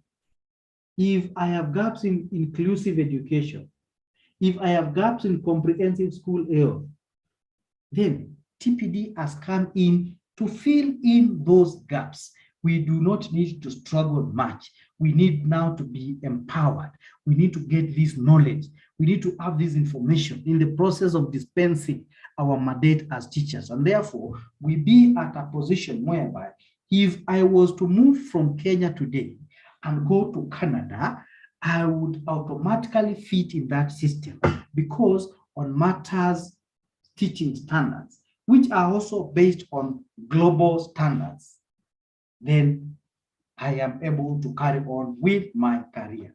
So that is what this kind of a plan tries. I've just tried to unpack it outside the box so that we understand this not as content, but as why expose you to this kind of information. We should always be asking ourselves in the process of learning TPD, why are we being exposed to this kind of information?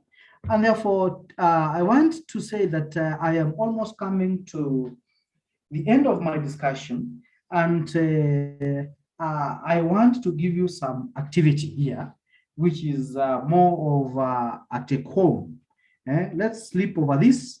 Let's sleep over this activity. One, I want you to go back and study the standards and the indicators and identify one where you feel you currently require more knowledge. It might be financial, finances, may it be inclusivity or curriculum and all that. Then you follow the steps that I have just indicated above, and then you come up with a professional development support plan in one of your subjects that can address the gaps that you have identified.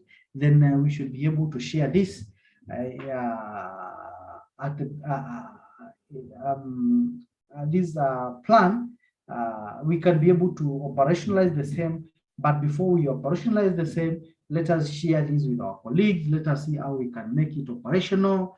And of course, let us, one, be in a position to accept and appreciate the fact that it is important to have this kind of a plan as we continue dispensing of our mandate as teachers. So this is going to be, I hope you are taking screenshots or even taking down, of course, the activity. Again, Madam Perez has just indicated that we will be able to access the virtual campus and get these details, and therefore still you can access the same information.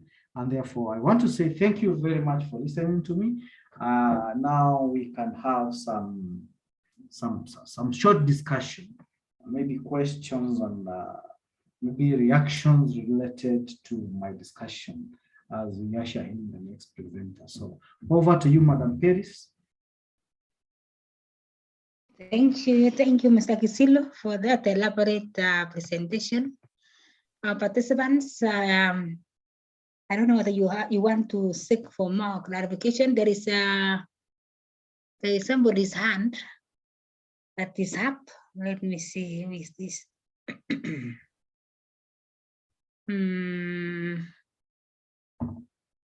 Let me move this. Yes, somebody's hand is, somebody has been raising up his hand for quite some time.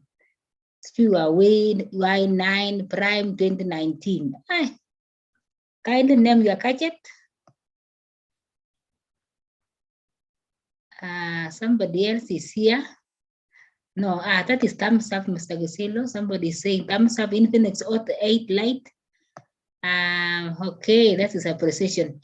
There is one hand here. Let me close this. Yes, Emiliana Saru. Unmute yourself. Unmute yourself. Yes, Emiliana.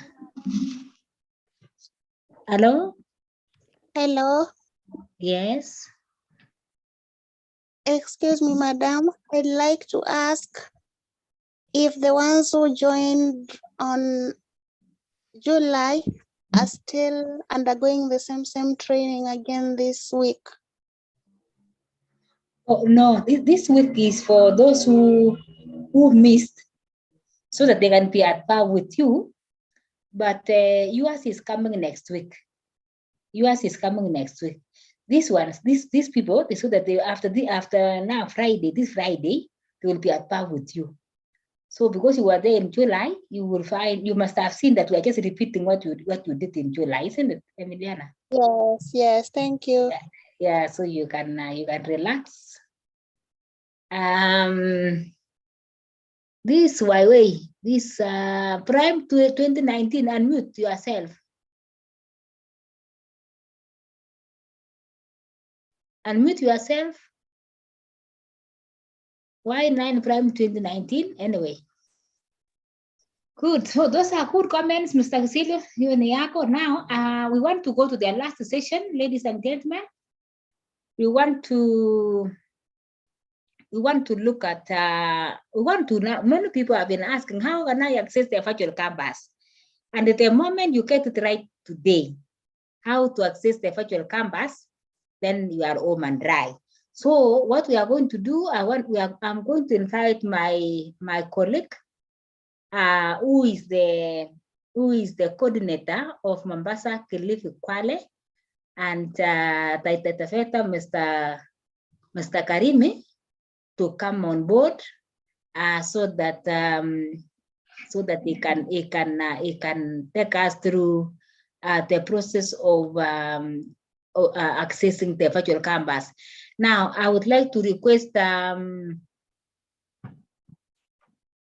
who is the host here? Oh, Aquila, kindly make Karim a co-host. Mr. Aquila? Okay, let me make the co-host.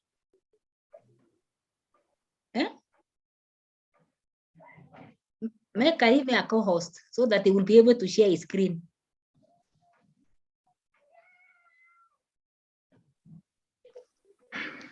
Done.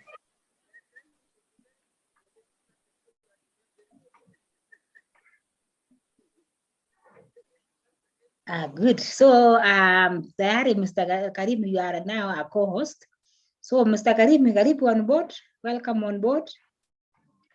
Okay, thank you very much, Madam Harris. Karibu. Mr. Kisuru, for the far that you have brought to this presentation. And I would like to also to appreciate the participants who are on board. And I'm going to take you through a brief session on how to access the Kemi Virtual Campus. And as Madam Perry said, the earlier you get the procedure, the better. And those who might have forgotten, make sure that now you move along with that so that you can learn on how to access the virtual campus. And so I'm going to take you through this presentation, and I hope, as we said earlier, the introductory module that is being offered by Kemi is utilizing a blended approach. And when we talk about the blended approach, it means that we shall, at one time, we will be having a physical meeting, and also we shall also be having an online session like the one that we are having. But when it comes to introductory module, the introductory module is purely online, but at later stage during the teacher professional development training, we shall be having physical meeting at your sub-county level.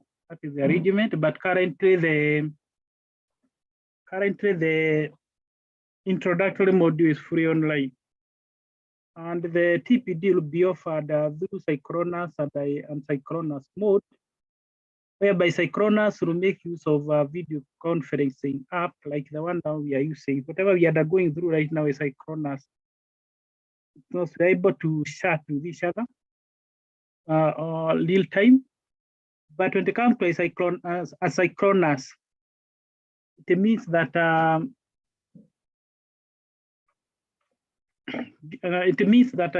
some people are saying that I'm not audible. Madam Perez, you can confirm whether I'm audible or not. You are, indeed you are. Karim, we can hear you so well. Okay, somebody was saying that I'm not stable. So we shall be utilizing both the synchronous and asynchronous. And I've said synchronous is the format we are using now, whereby we shall be using a video conferencing app like Zoom or Google Meet, but currently we are using Zoom. That is what we mean synchronous. But asynchronous is whereby participants will be accessing material in our Kemi e-learning platform, whereby the materials, that is the notes, already they are there, all the activities and all the assessment mode will be done in e-learning campus. This one will not be real time because you will be accessing it at your own time, and hence it is known as asynchronous. That is, will be learning asynchronously. And as we said earlier, all the materials, including the notes, are posted in the e-learning platform and they are available 24/7. So you'll be able to access the material anytime, as long as you are connected to the internet. And for you to access the Kemi Virtual Campus, first you need to understand that you need to have a logging in credentials. But here we advise the participant not to create their own account. You don't need to create your own account. The moment you filled the Google form, we captured your details and we were able to create an account for you. What you only need is to understand how to log in using the login credentials. And the login credentials is your registration number. And this is a sample of registration number. Even those who are joining anew, as long as you have filled your details in the Google form, already you are registered and you have the registration number. And this is the format of your registration number. So there's a format whereby we have a TPD.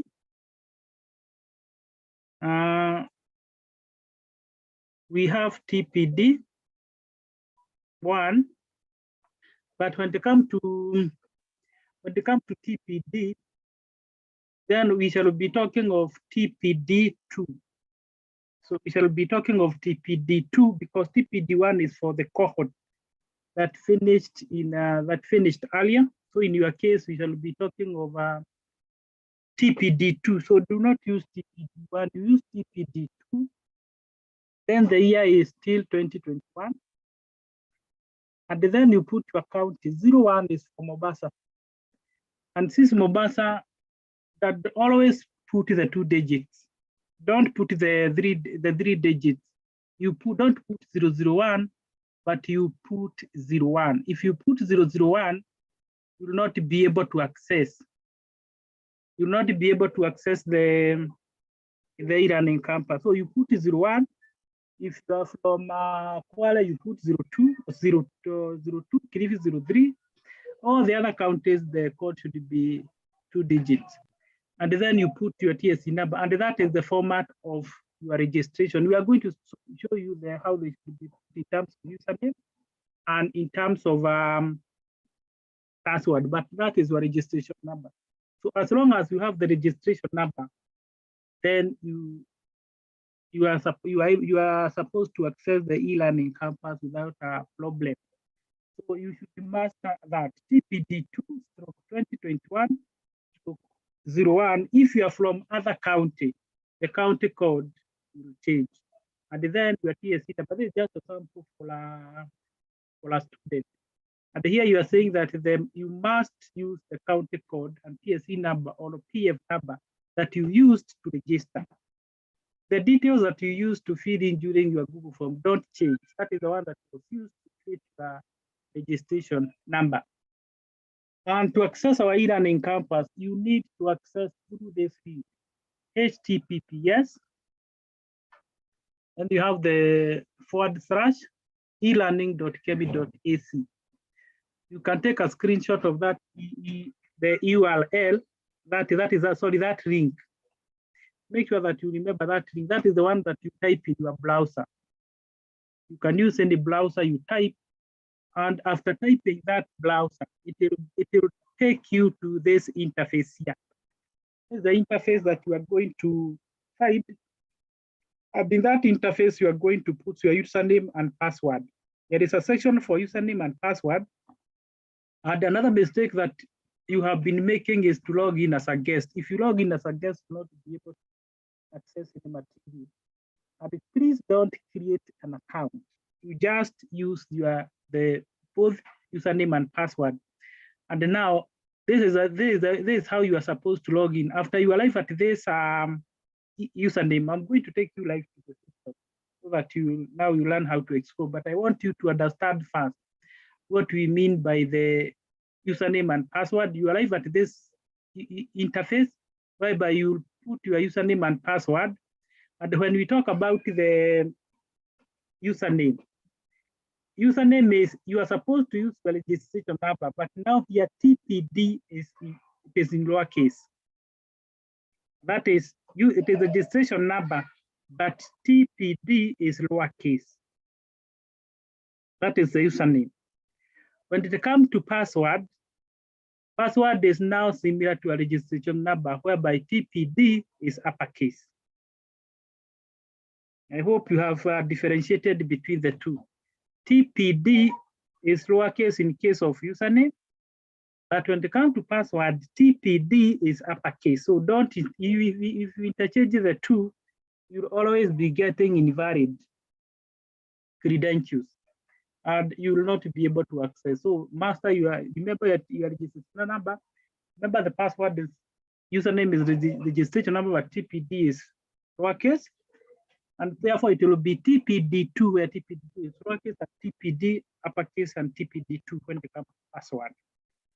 And then after that, you click login.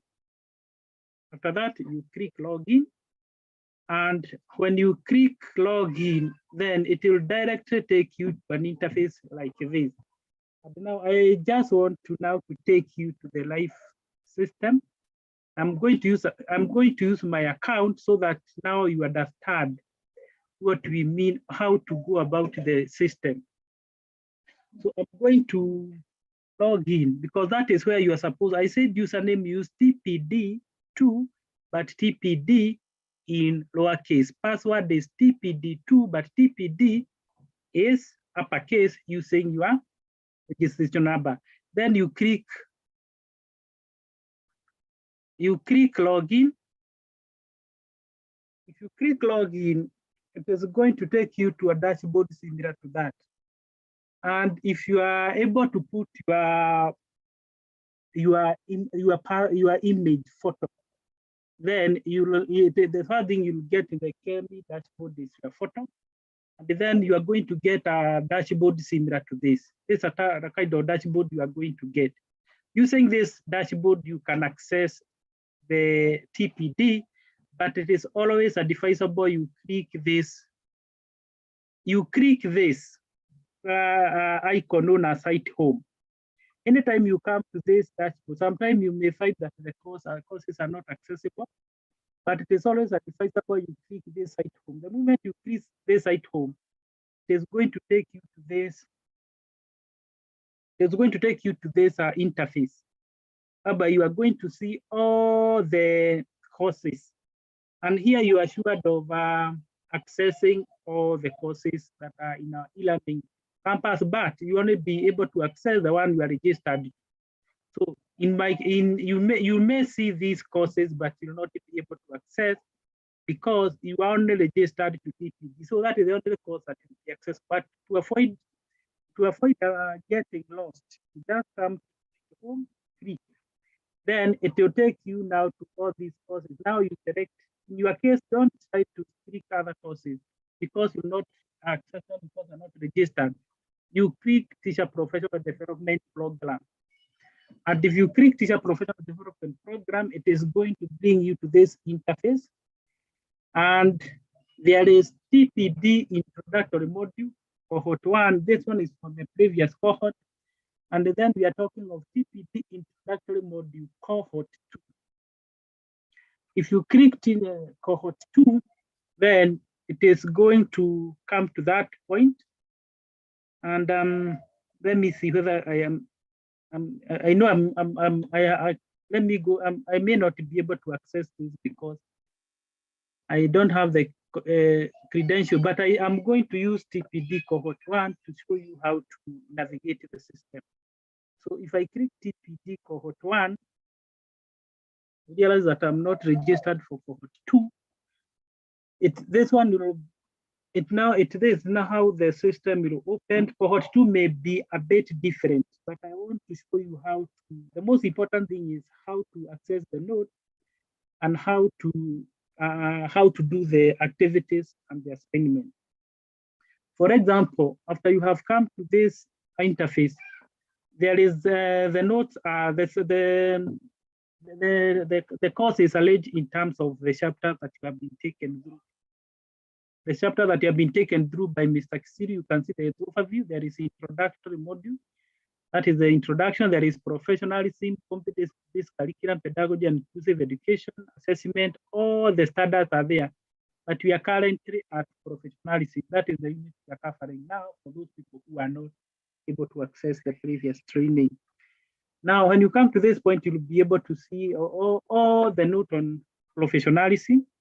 The format may not be the same when you come to cohort, but I'm using this to show you how to access the resources. So the professionalism will open, and then you'll see the way the notes are arranged. That is why those who have been asking the note, they were told to access the e-learning campus. You can see the first one here, that is part red. These are the notes. If you click this presentation written professionalism, if you click it, it will open as a PDF. So these are the notes that we are telling you they are in our e-learning campus. Then it is advisable that instead of reading this note online, you download them and save them in your laptop or even your smartphone. And you download them by clicking this arrow here on your right-hand side next to the icon print. You click this arrow here. This arrow is for download. If you click it, it will prompt you to ask, it will ask you where you want to save your presentation. If you, for example, I decide to save it in my desktop, I only need to click the desktop and then I click save, and you'll see that automatically the document have been saved. So you can do that for the notes, because this one will save you the cost of data, because you will not be reading the note online, but you can download the note and then you can read them offline. I hope you are following. That you click or you download the note and you read them offline. Then there is then we come to how on the activity side. When we come to activity side, we have the case study, we have activity, we have head of chapter assignment. But now I want to just demonstrate how you're supposed to undertake the activity. You need to click the activity here. If you click the activity, it will open. We are talking now the activity is the case study. Then the case study has opened, and you can see the case study is there. So you read the case study. After reading the case study, there is a question here, the two questions. Then how do you answer the two questions? You scroll down and there is a place whereby you are supposed to add submission here at the bottom. You get this option for add submission and you click it. Then after clicking the add submission, it will take you back to case study, but it will give you a box whereby you are supposed to type your answer. This is where you are supposed to type your answer. Then after you have typed your answer, then you come down here and click Save Changes. The moment you click Save Changes, automatically your work will be saved in our e-learning campus, and we will be able to mark your work. It is as simple as that. That is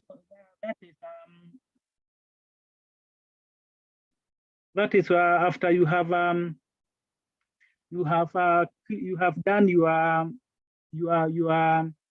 case study, you click Save Changes, and then you'll be able to, your work will be accessible. You'll be able to access your work.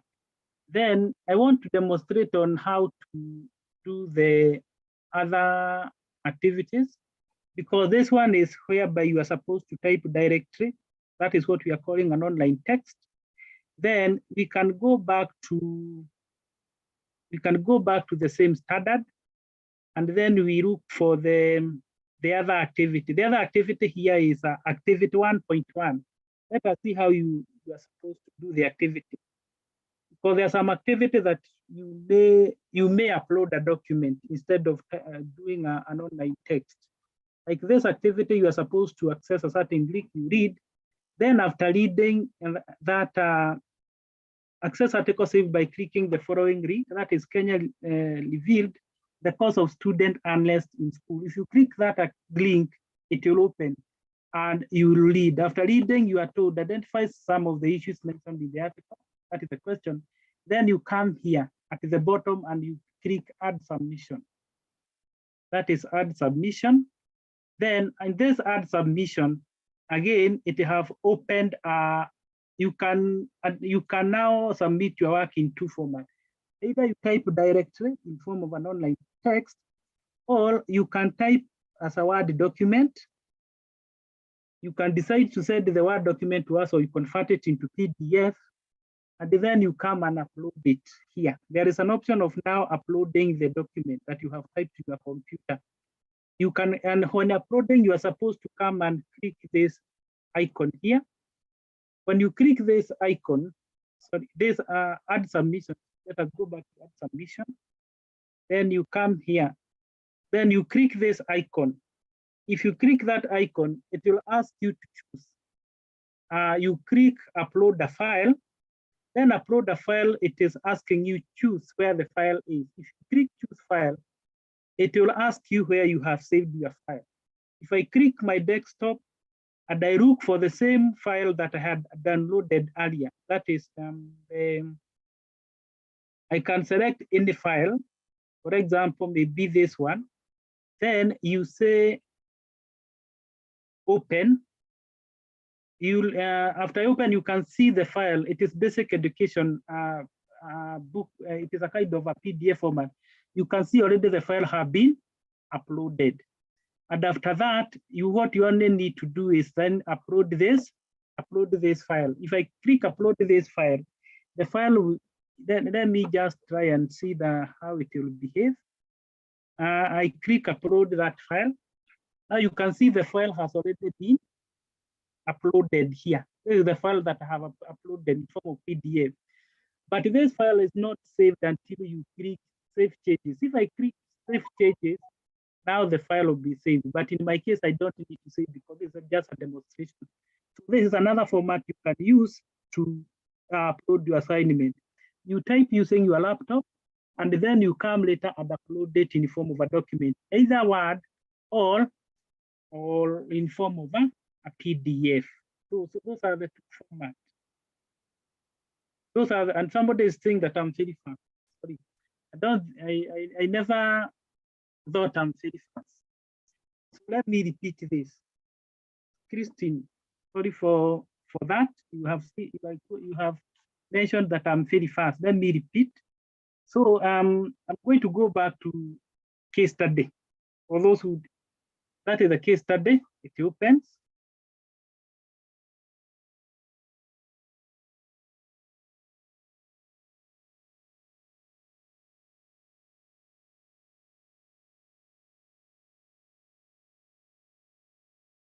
I'm waiting for it because I don't want it.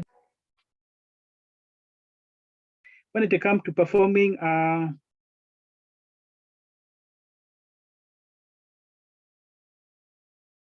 when it comes to doing an activity.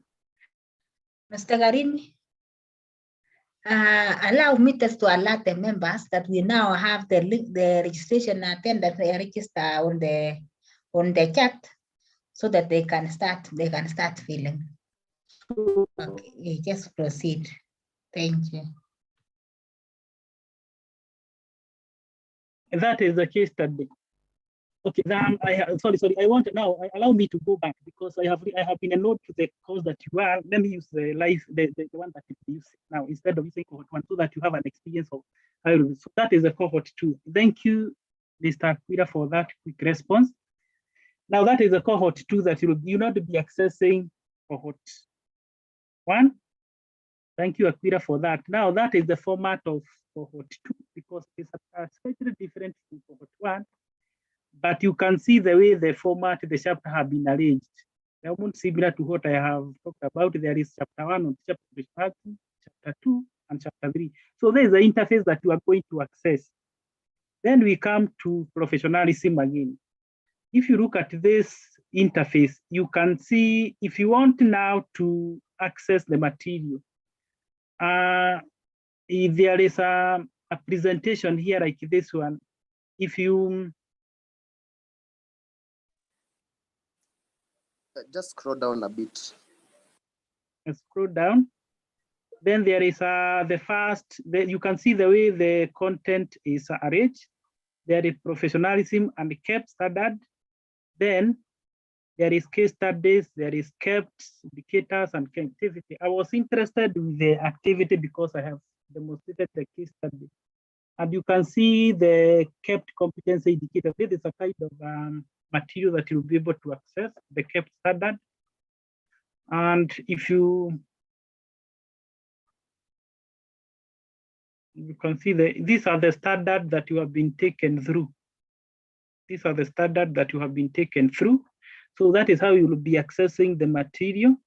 But I want to go back to the case study. That is the case study in your platform, whereby after reading the case study, there is this one is a bit different from what I've demonstrated earlier. After reading the case study, there is an option whereby you can type your answer, write your answer here. So that is how you will be. This is the case study. And then we have where you can type your answer, and you can see the characters are limited to 1,000. Then the same case study have question number 2, discuss how TPD program can help in the gap. Then you have an option for even typing. So that is how you answer, how you be answering that activity in the platform for cohort 2. You can go to the, you can see the way the information that it has given me, that following page contains required fields. So I cannot proceed unless I type. So you can see you'll not be able to proceed unless you give, you type the answer, because you can see it is marked red. So that is very important. It is anywhere it is marked red, you have to respond before you proceed. Let us now go to activity 1.1. Activity 1.1, again, you read it after opening, that is activity 1.1, and those are the questions. Then you scroll down, and I don't know whether they are enrolled. I don't know whether I've been enrolled as a teacher. So there is no option for adding submission, but I believe if you are a student, you'll get an option of adding submission. But in this case, I as a teacher, I may not have an option of adding submission. But I believe it is similar to what I have demonstrated before. So that is how you'll be navigating the system. After that, you go to the reflection on professionalism, because I hope that is this where now we have the reflection. Remember, after every chapter, you are supposed to have a reflection. And when you click the reflection, it will take you through on how you are supposed to reflect and how the marks on reflection will be awarded. How the reflection will be awarded, what I have learned, what I still wonder about, and what I need. And you can see the total is 15 marks. And I believe that that one, you understand that.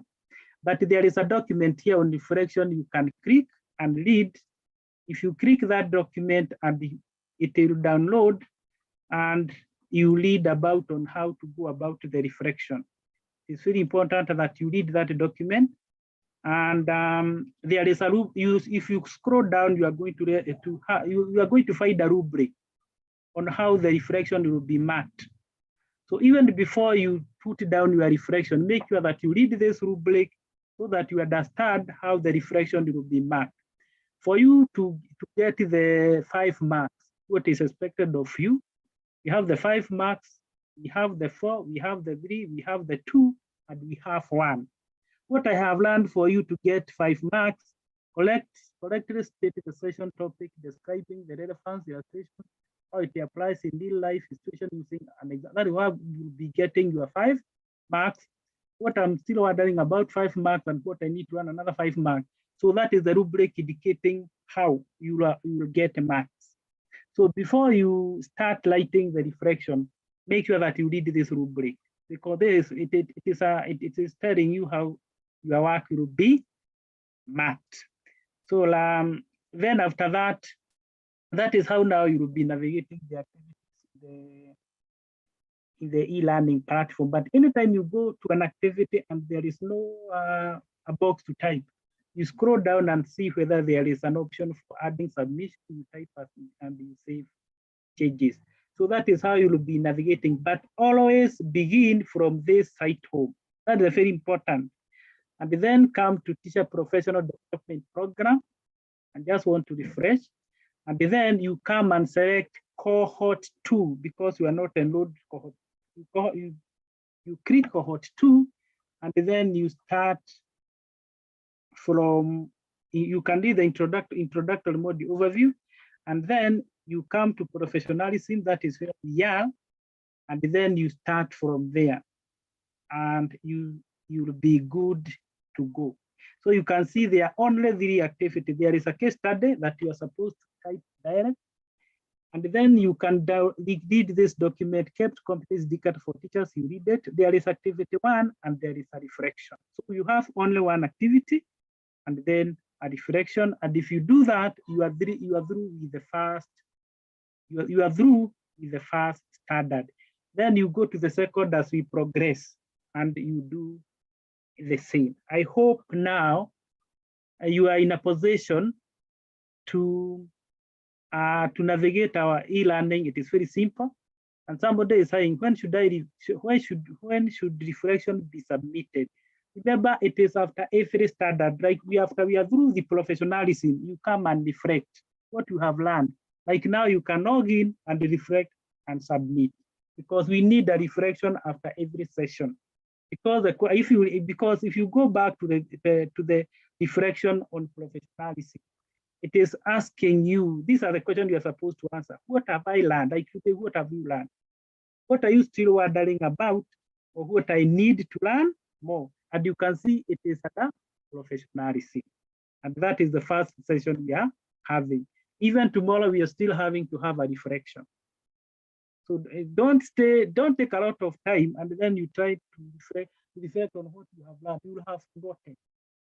So it is very important to learn how to reflect, because that is one of the assessments that will be required of you for you to be awarded the final marks. I hope I have done you justice.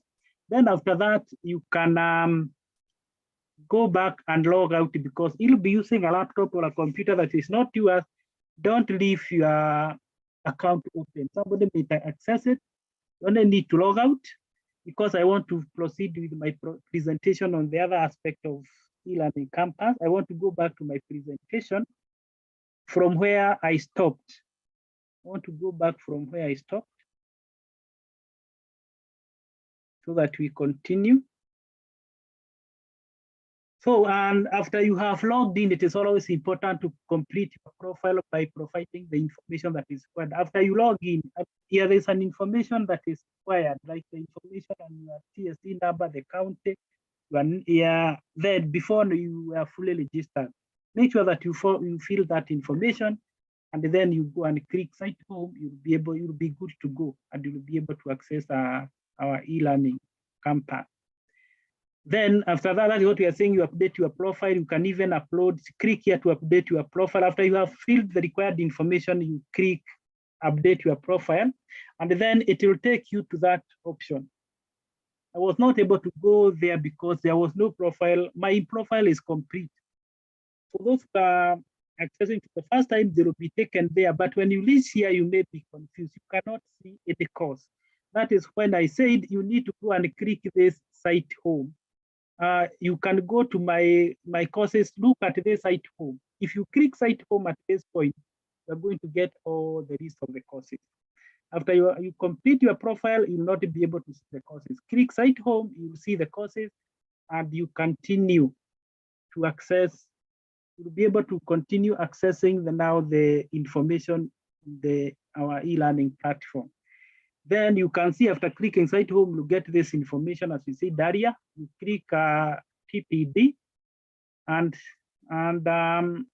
that I have demonstrated all this live. So you click teacher professional development, and you choose TPD cohort 2. So the general structure of the information, I have demonstrated how the information is in our e-learning campus. There is module overview. There is a presentation in form of a PDF, and then there is a unit activities and resources, and there is a module assignment. Those are some of the information that you will be required to respond to. Presentation in PDF, I said earlier, you can click, and different time you find an information in PDF, kindly download and read offline. It will save you a lot of data, and you can read anytime, even if you're not connected to the internet. Then that one we have seen, even this one we have demonstrated. Those are some of the resources that you will find. I have demonstrated how to go about it, the case study, the activities, and end of chapter assignment. Click on presentation. I have demonstrated how to save by clicking the download button, and then how to go about any other activity. And I have also demonstrated how to do those activities. And after you have opened an activity, there is this option of add submission. I demonstrated earlier using the TPD cohort 1. Then after that, it will open to that dialog box if you're not dealing with the other format for case study. Then after that, you type and you click add changes, and then this one I have demonstrated. That is why I don't want to put. I also demonstrated that how they will open, and then there is this online discussion that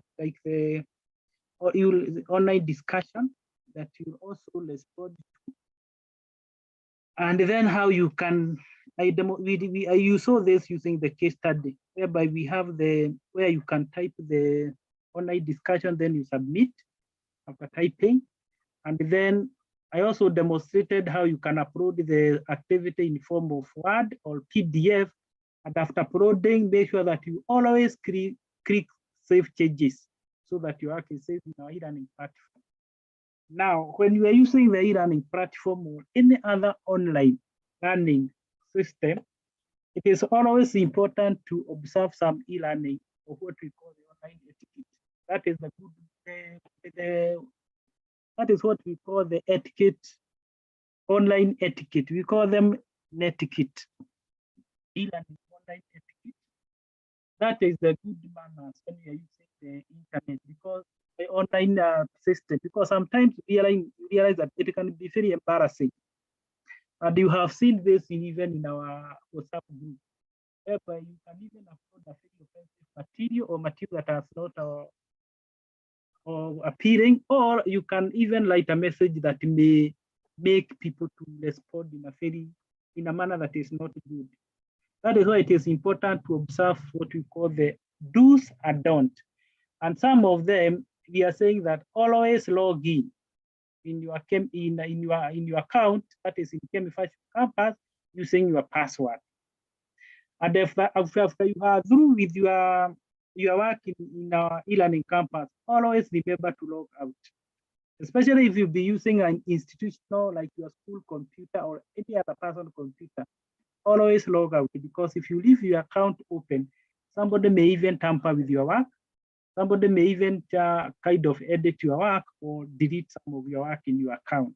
And that one, it is advisable, do not share your password with other people. Again, avoid offensive comment, because when we shall be talking of online discussion, do not avoid offensive comment on your online communication, especially when you'll be engaged in discussion forum. Even if you're responding to another person, comment. And your online profile, this must be a picture of your picture of your username, and it should look professional. You can use the passport format of your photo. And don't assume privacy. Anything you post on the e-learning platform can be read by others. So only post what you are expected to post and do not reveal unnecessary personal information. So only type what is supposed to be typed. And then do not abuse the chat forum and email to communicate, meaning, well, even if you need to be assertive, please always respect other people's opinion. That one I have observed in our WhatsApp group. Even if somebody have said something, respect their opinion and don't go overboard by criticizing them or being offensive. Then you are saying do not shout. How do you shout online? You shout online when you use a font size or style, when you even type using the capital letters. Avoid responding using the capital letters. You may think that your work is being led clearly, but when you type using capital letters, you are shouting. So always you use the font size and style that are easy to be led. And as we said earlier, always ensure that there is privacy and always respect other people's responses. Do not what we are saying that respecting others and other responses. It means during the online communication, people may misconstrue what you want to say. So it is always important to carefully compose what you are sending to in our forums, so that people do not misconstrue you. So be careful. Read always once, twice before sending anything using the online platform. And in conclusion, we are saying that we are wishing you all the best as you undertake this course. Of course, I don't want to go beyond the stipulated time, and we hope you are going to enjoy learning and utilizing the technology. And in case you have a problem, we are only a WhatsApp away to help you to navigate the e-learning platform or any other aspect of our learning. So we wish you the best as we embark on this journey. That is for those who are starting the T cohort 2. Thank you very much. Thank you, Mr. Garimi. Our participants appreciate Mr. Garimi. Go to the reactions, give him a bouquet of flowers. Thumbs up for Mr. Garimi for that wonderful presentation. Yes, very good, Jacqueline. Jacqueline Kanana, hiyo ni mzuri. Clubs zingine, well, yeah, other people need, yes, very good, Wilson. Good work, Christine, Joshua Cheruyo, that is good. Yes, we need to be conversant on how to use the reactions so that you are able to clap, you are able to give a thumbs up and all that. Thank you. Blessings. Madam Yes, Terry. Yes, Mr. Karim. There is a question I would like to respond here from Mr. Okay. He is asking, what about those who does not have access to computers, such as just like, I don't know, let me see the whole question so that you can be able to respond to it. And what about those who does not have access to computer or such like? There's difficulty of creating tables using the phone, surely. Now, a phone is limited to some space. So if you are responding to an activity that requires table, you can use a computer, and then you can transfer the document to your phone and you'll be able to upload it. But your phone is limited. It may not be able to give you the sum of the function a computer can. So kindly use a computer, prepare your table, put it in your phone, and then you will be able to upload it in our Chemifasho campus. Or you access the same computer, if you can access the internet, then you can access our e-learning. Thank you. Yeah, so now, ladies and gentlemen, accessing our virtual campus, you might need, and doing the assignments, you might need to make as a little sacrifice and get a better gadget. A phone might be limited. There is some people are still asking for the link. Kindly, Aquila, repost the link again. Ladies and gentlemen, just click that link and it will be able to, and you will be able to fill it. When you click that link, it will open automatically. It will ask you for some details. So just insert your details and then you submit and it will come to us.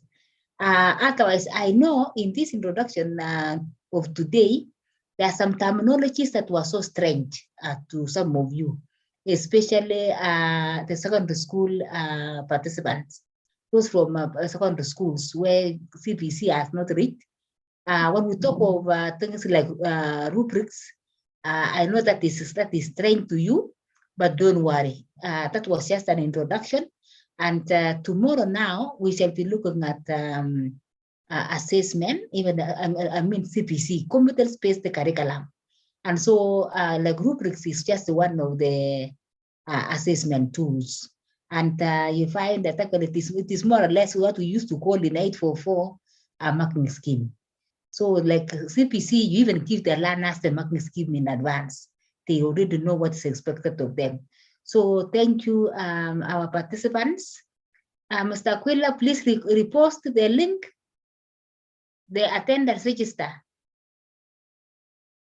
Because I don't want to, we don't want to leave this place before people have signed in. Listen, unasema you have a thank you, Mr. Aquila. Now, for those who have not filled, kindly the link is up again. Aquila may repost. And our participants, I know sometimes you have been meeting, you have been talking, you have been interacting with Mr. Aquila. Mr. Aquila, can you say hi to these participants? Because I know you have been assisting them so much when it comes to issues of ICT. Okay, hello everyone. My name is Mr. Aquila. It's a pleasure working with you people and assisting in whatever way. Majorly in accessing the virtual campus. Thank you. So our TBT2 participants, you will find that Mr. Aquila is our ICT expert, or is in the ICT department, and his area is more specifically in TBD. So if you have any challenge, Aquila will always be there for you. So we don't want to lose you on the way. We want to work closely with you. So you will be interacting with them, I know, through SMS, phone calls, and what have you. So thank you, Mr. Aquila, for the good work that you have done for us, for supporting us, and even supporting our participants. You have given us the link in time. So our participants, unless somebody asks something, we want to close. Nixon, can you unmute and tell us what you want to say? Nixon? Unmute yourself, Nixon. Yes. Yes. Yes. Can you hear me? Yeah, very well. Yeah, I have a question. Hello. Hello, tunakusikia. Yeah, I am a newcomer. I think this is the first time I'm attending this conference. Oh, that is good. So I have an issue in logging in. Into the virtual campus? Yeah. Oh, you know, there is one thing that people do not know. For you to log in into the virtual campus, first of all, after you have paid the 1,000 shilling for registration, the admissions will add you to the WhatsApp of your county. Yeah. So now it is in the WhatsApp of your county. Like, where do you come from? So you say you are from Mombasa? I come from Embu. Oh, Embu, yes. Now and I have already paid. And I was added to the group by Nicholas, our coordinator. Very good. Yes. The WhatsApp. Unfortunately, I'm trying to follow the same guidance that you have been given. That is username and password. But I can't log in. Yeah, you can't, because in that WhatsApp, you will find that the same Nicholas will be sharing with you what we call a Google form. There is another link that he will put in the WhatsApp, and you will be asking people to fill the Google form. So when you fill that form, we shall be able to get your details. Okay. And then now, Aquila now will use your details. Yes. Aquila will get all of your details, and now it will now put you in the virtual canvas, so that when you use your username and your password, you will easily be able to access the virtual canvas. So there are several steps here that have not been done. One, you have not filled the Google form. Okay. Two, Aquila has not gotten your details to put you in the WhatsApp in the virtual canvas. Okay. Yeah, because virtual canvas is strictly for those who have filled the Google form. Oh, I get. I'm happy that you were in this training. So what we are going to do, because I think my colleagues, Mr. Kisilu, Nakarimi, and also the ones of choice, we shall give you these notes specifically for accessing the virtual canvas, so that you will be able to refer to them at your own time. You can call live. Yeah, you call live. You can go through your phone. Just go to the browser. You type the elearning.kim.ac.ke, and then you find it will be opening up step by step. But that is now after you have filled the Google form. So like for you, Nixon, you cannot be able to access it tonight. It is until Aquila has received it, until you have filled the Google form. But the others who have been there, they have filled the Google form. Now that you have known how your username looks like and how the password should look like, I think you can now, and you should be in a position, when you follow the notes step by step, you should be able to access the virtual canvas without any problem. Okay, thank you. Thank you, Nixon. So I believe we have also addressed the others. Charles Ngiki. Charles Ngiki, unmute yourself. We hear what you want to say. Unmute yourself, Charles Ngiki.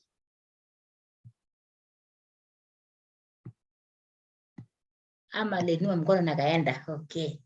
So I think we have come to the end. It is 8:40. We want you people to rest so that we meet tomorrow when you are fresh in the evening. So our lessons will be running from 5:30 to 8:30 strictly. So please, as you come, plan to spend with us at least a minimum of 3 hours. So otherwise, Mr. Kisili, you have something to add?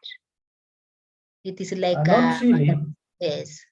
Yes, I just want to thank the participants, and maybe between now and maybe our last session this week, we will be able to assist where possible, so that those with challenges maybe can find a way of accessing the campus before we move on with the other sessions next week. Others, thank you very much for the time, and we want to wish them a good evening. Thank you. Thank you. Mr. Karime? Okay. I don't have any additional comment, but I wish the participants a good night. Thank you. Thank you, Mr. Karime. So our participants have a good night. Looking forward to meeting you again. We go through computer-based curriculum. So one of us to pray for us. Somebody to pray for us. We started with prayer. We want to close with a word of prayer. A volunteer.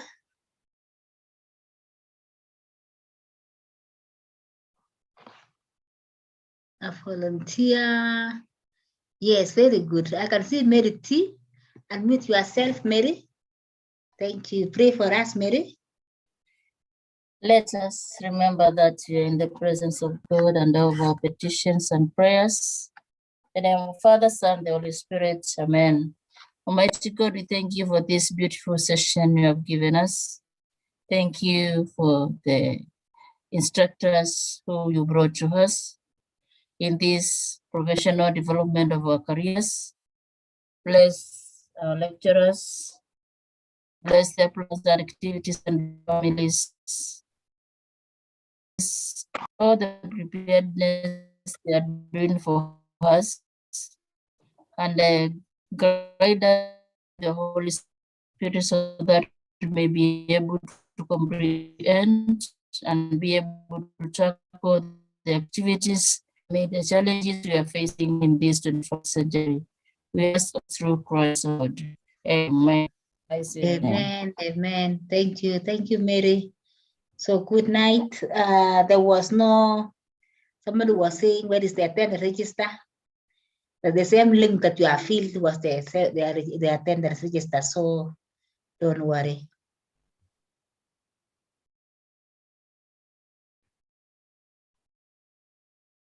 So if you are still stranded to the attendance register, you can just talk and then we shall help you.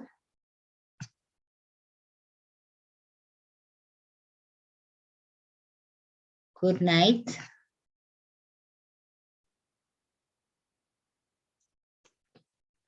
Amen. Somebody saying good night and be blessed. Good night.